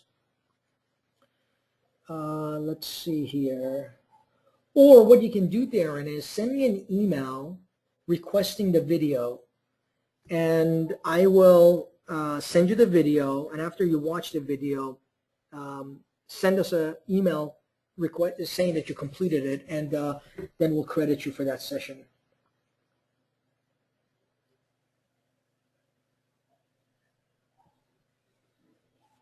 Nolene, if you don't have the password, click on Forgot Password, and I'll send you your password.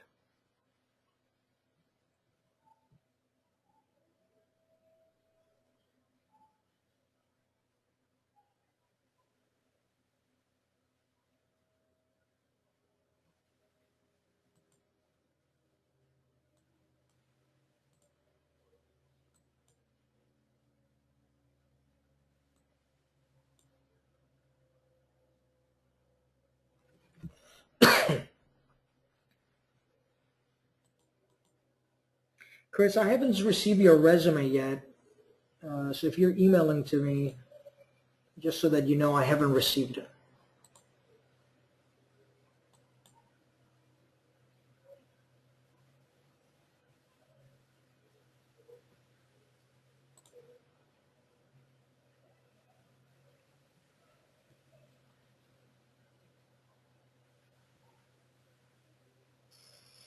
We're waiting for Chris's resume. We're going to review Chris's resume so that you all can also watch.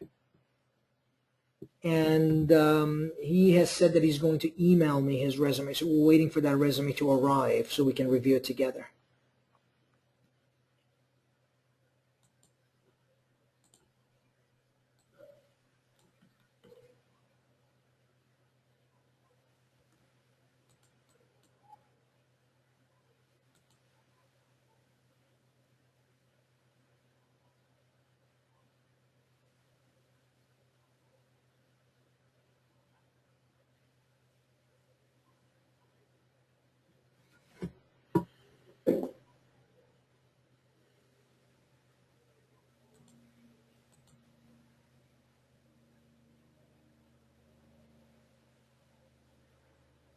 Chris, I haven't received the resume yet.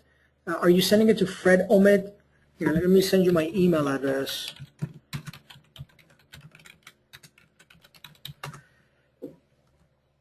Yeah, send the resume to that email address and we can review it together here.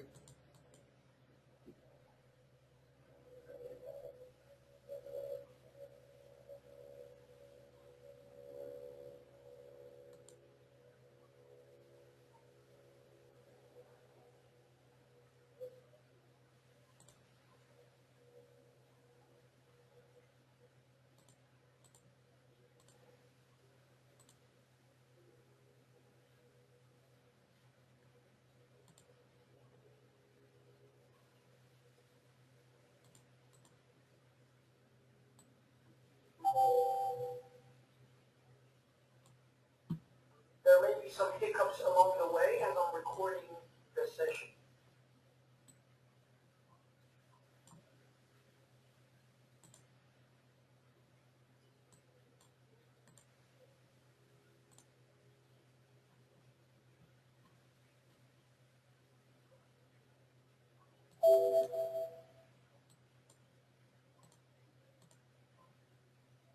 Chris, just received it. Okay, so let's take a look here.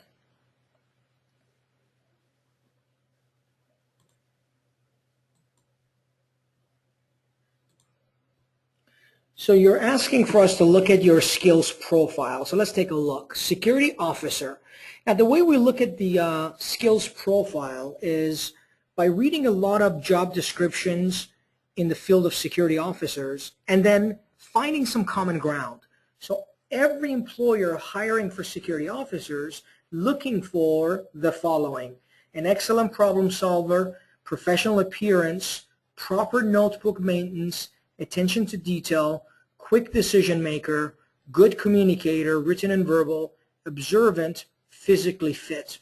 If that statement is true, that all employers hiring for security officers are looking for these qualities, then you've done a good job. You should keep everything here.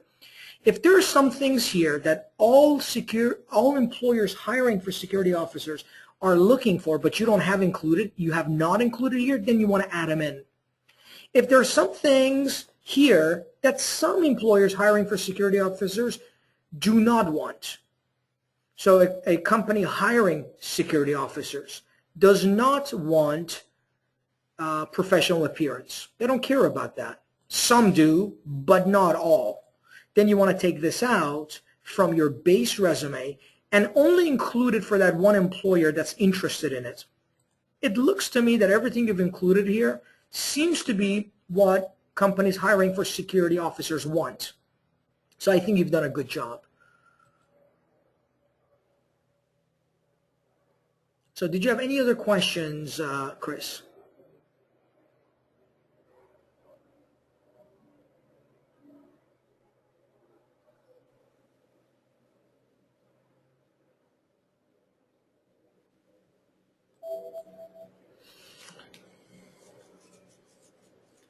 Chris writes, got it. I was mostly concerned about the format. If it looks good, I will add the best skills. Excellent. Good job. This is you've done a fine job. Just looking at it, it looks like you have everything put together well. You've combined security, 6 years, got rid of all the gaps. Excellent job.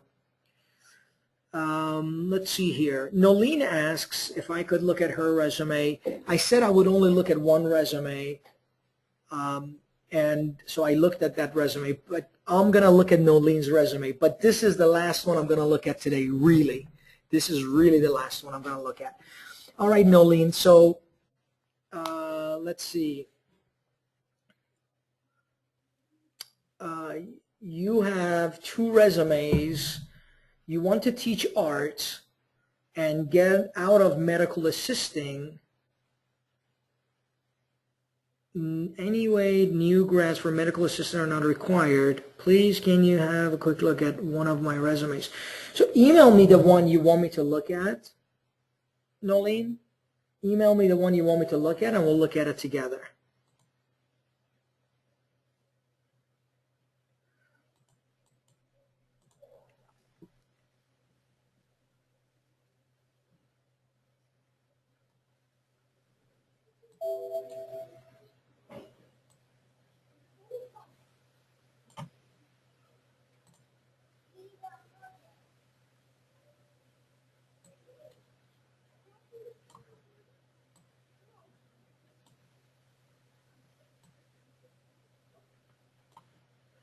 Yeah, my email address, I send it to everybody. I think you should have received it too.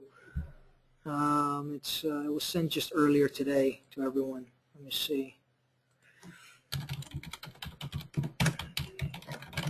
I just sent it to everyone, so you should receive it as well. Send it to that email address. It's fred.omed@anycouncil.org.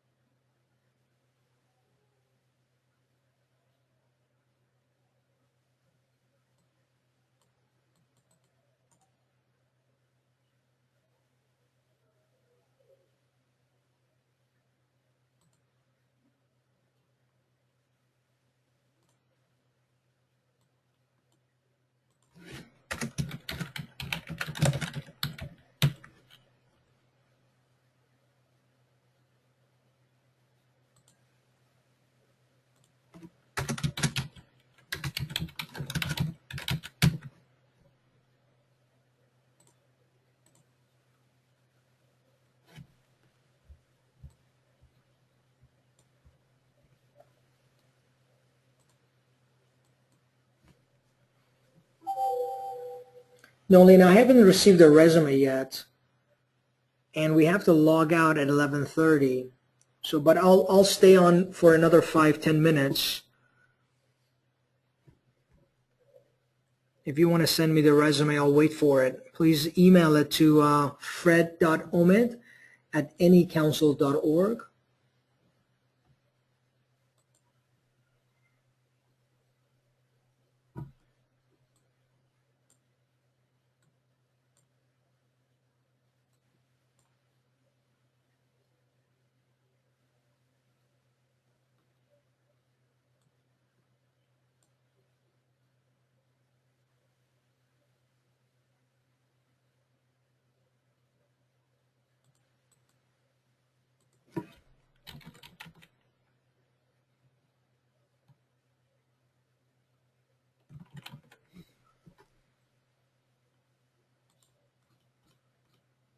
No, Lynn, I still haven't received it. Received the email.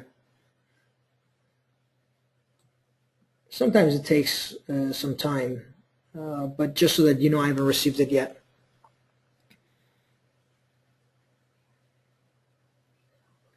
Chris, I'll check into that for you.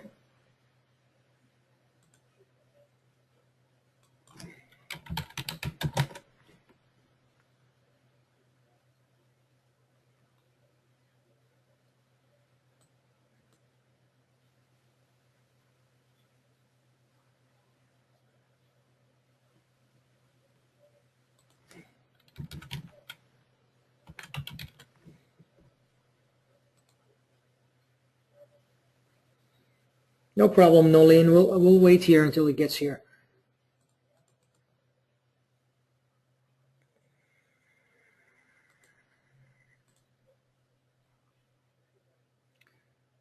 Chris, I show you've completed all 5 sessions, and the only session that hasn't been made is today's. So you made up today's, and with that you have completed all 6 sessions.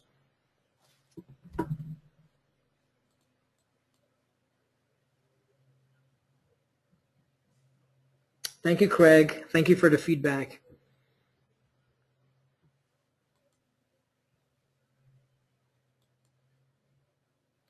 No, Nolene, I didn't receive it. Maybe can I access it through your profile online? Have you uploaded your resume, Nolene?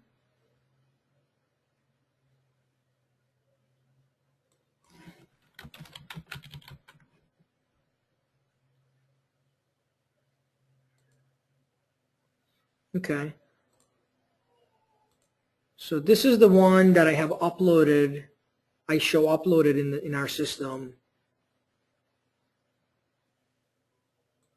This one right here.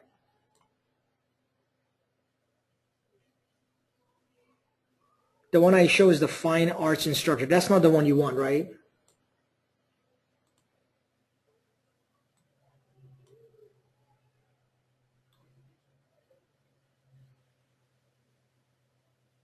Okay.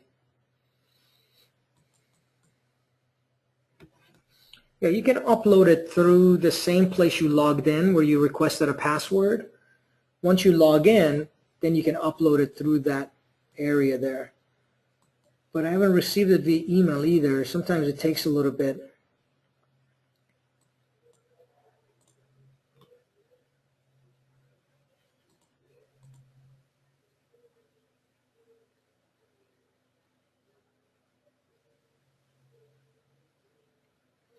Thank you, Philip. Thank you for your feedback. Take care. Look forward to talking to you soon.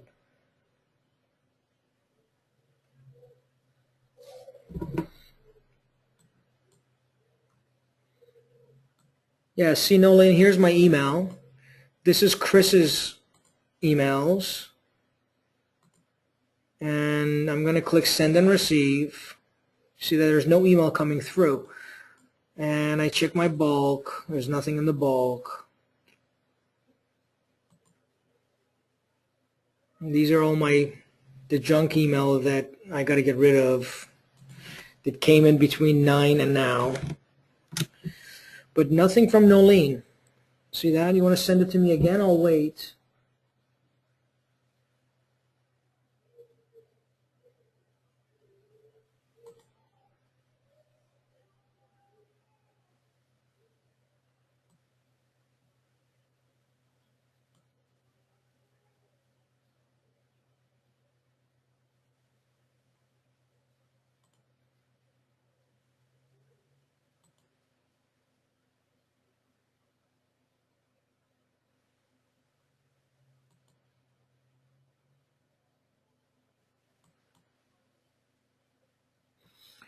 What you can do, Nolan, is if we don't get it emailed, then you can always go onto the website, go to anycouncil.org, and as a graduate, register for one of these classes, Nolan.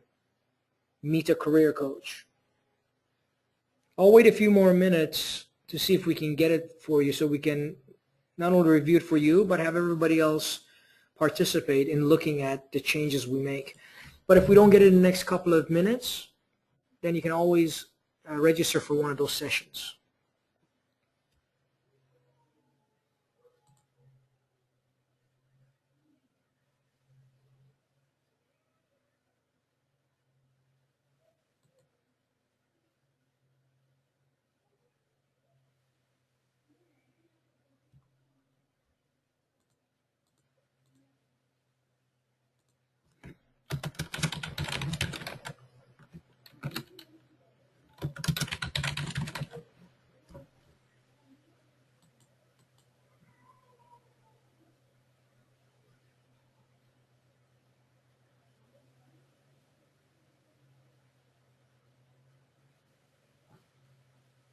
How we doing, Nolene?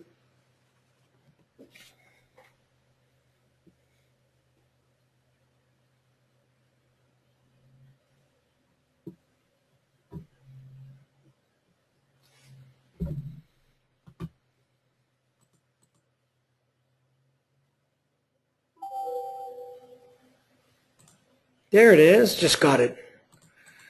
Okay, so let's take a look at it here. Okay, the one I have is the Fine Instructor one. Is that the one you want us to review? Okay, so the very top here, Nolene, what we should put here is your qualification summary. And if you remember, the qualification summary is a collection of words that describes why you would make a great fine art instructor. So you've done a good job putting your path here. I would make the path a little bit larger, right? Maybe a little bit larger. Your name is good up here, phone number, email, very good job. I would turn these bullets into a qualification summary statement. It's okay if you have it in bullets too, but it's better if it's one that can be read, right? So 3 or 4 lines. Enthusiastic, self-motivated, fine arts painting instructor, exceptional, well-organized, and resourceful, ability to motivate students and increase self-esteem. Okay, so if I was to read every job description that existed in your area for fine arts instructors, would the first thing they would all want was someone who's enthusiastic and self-motivated? If the answer is yes, then you've done the right thing by putting this here as the first statement they would read. If the answer is no, then we want to find what is it that they all want, and then we put that which they all want and is important to them as the first thing here on your resume. Work experience. I would take all the cities and states out. These dates, it looks like there's only a year at each one. It could represent some risk. You want to fix the track record the way we talked about in class. Maybe you put arts instructor 5 years, right? And then take these dates out. Take the cities out unless you want to limit what is the word I'm looking for? The distance in which employers will pursue you. If you want only employers in Irvine and Tustin, then leave the cities there. But if you are willing to drive beyond that, then take them out. Here, if you were a sales associate, customer service, did you have to teach customers on art?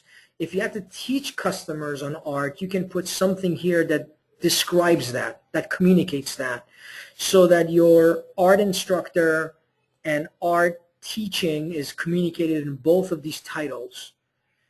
Claims clerk has nothing to do with fine arts instructor, so either take this whole thing out or argue how, as a claims clerk, there's relevancy to fine art as in instructions.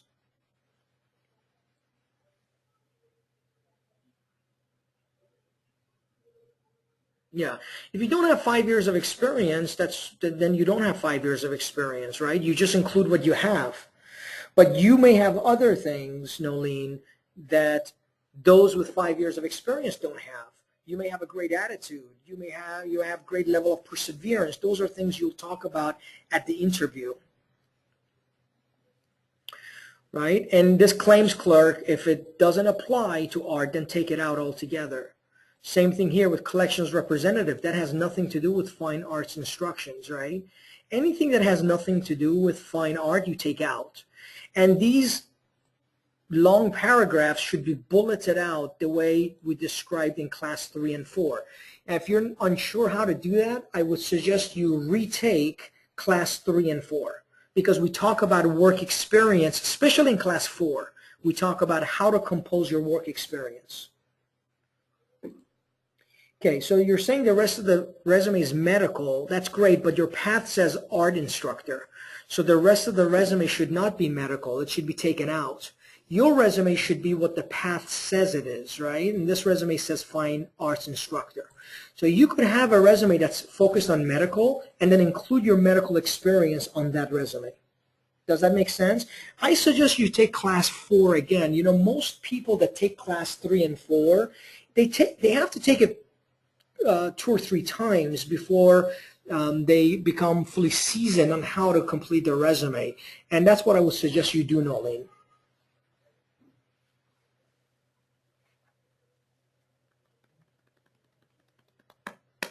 All right, very good. I want to thank all of you for your participation. Nolene, I invite you to come to class 3 or 4, and I look forward to seeing you there.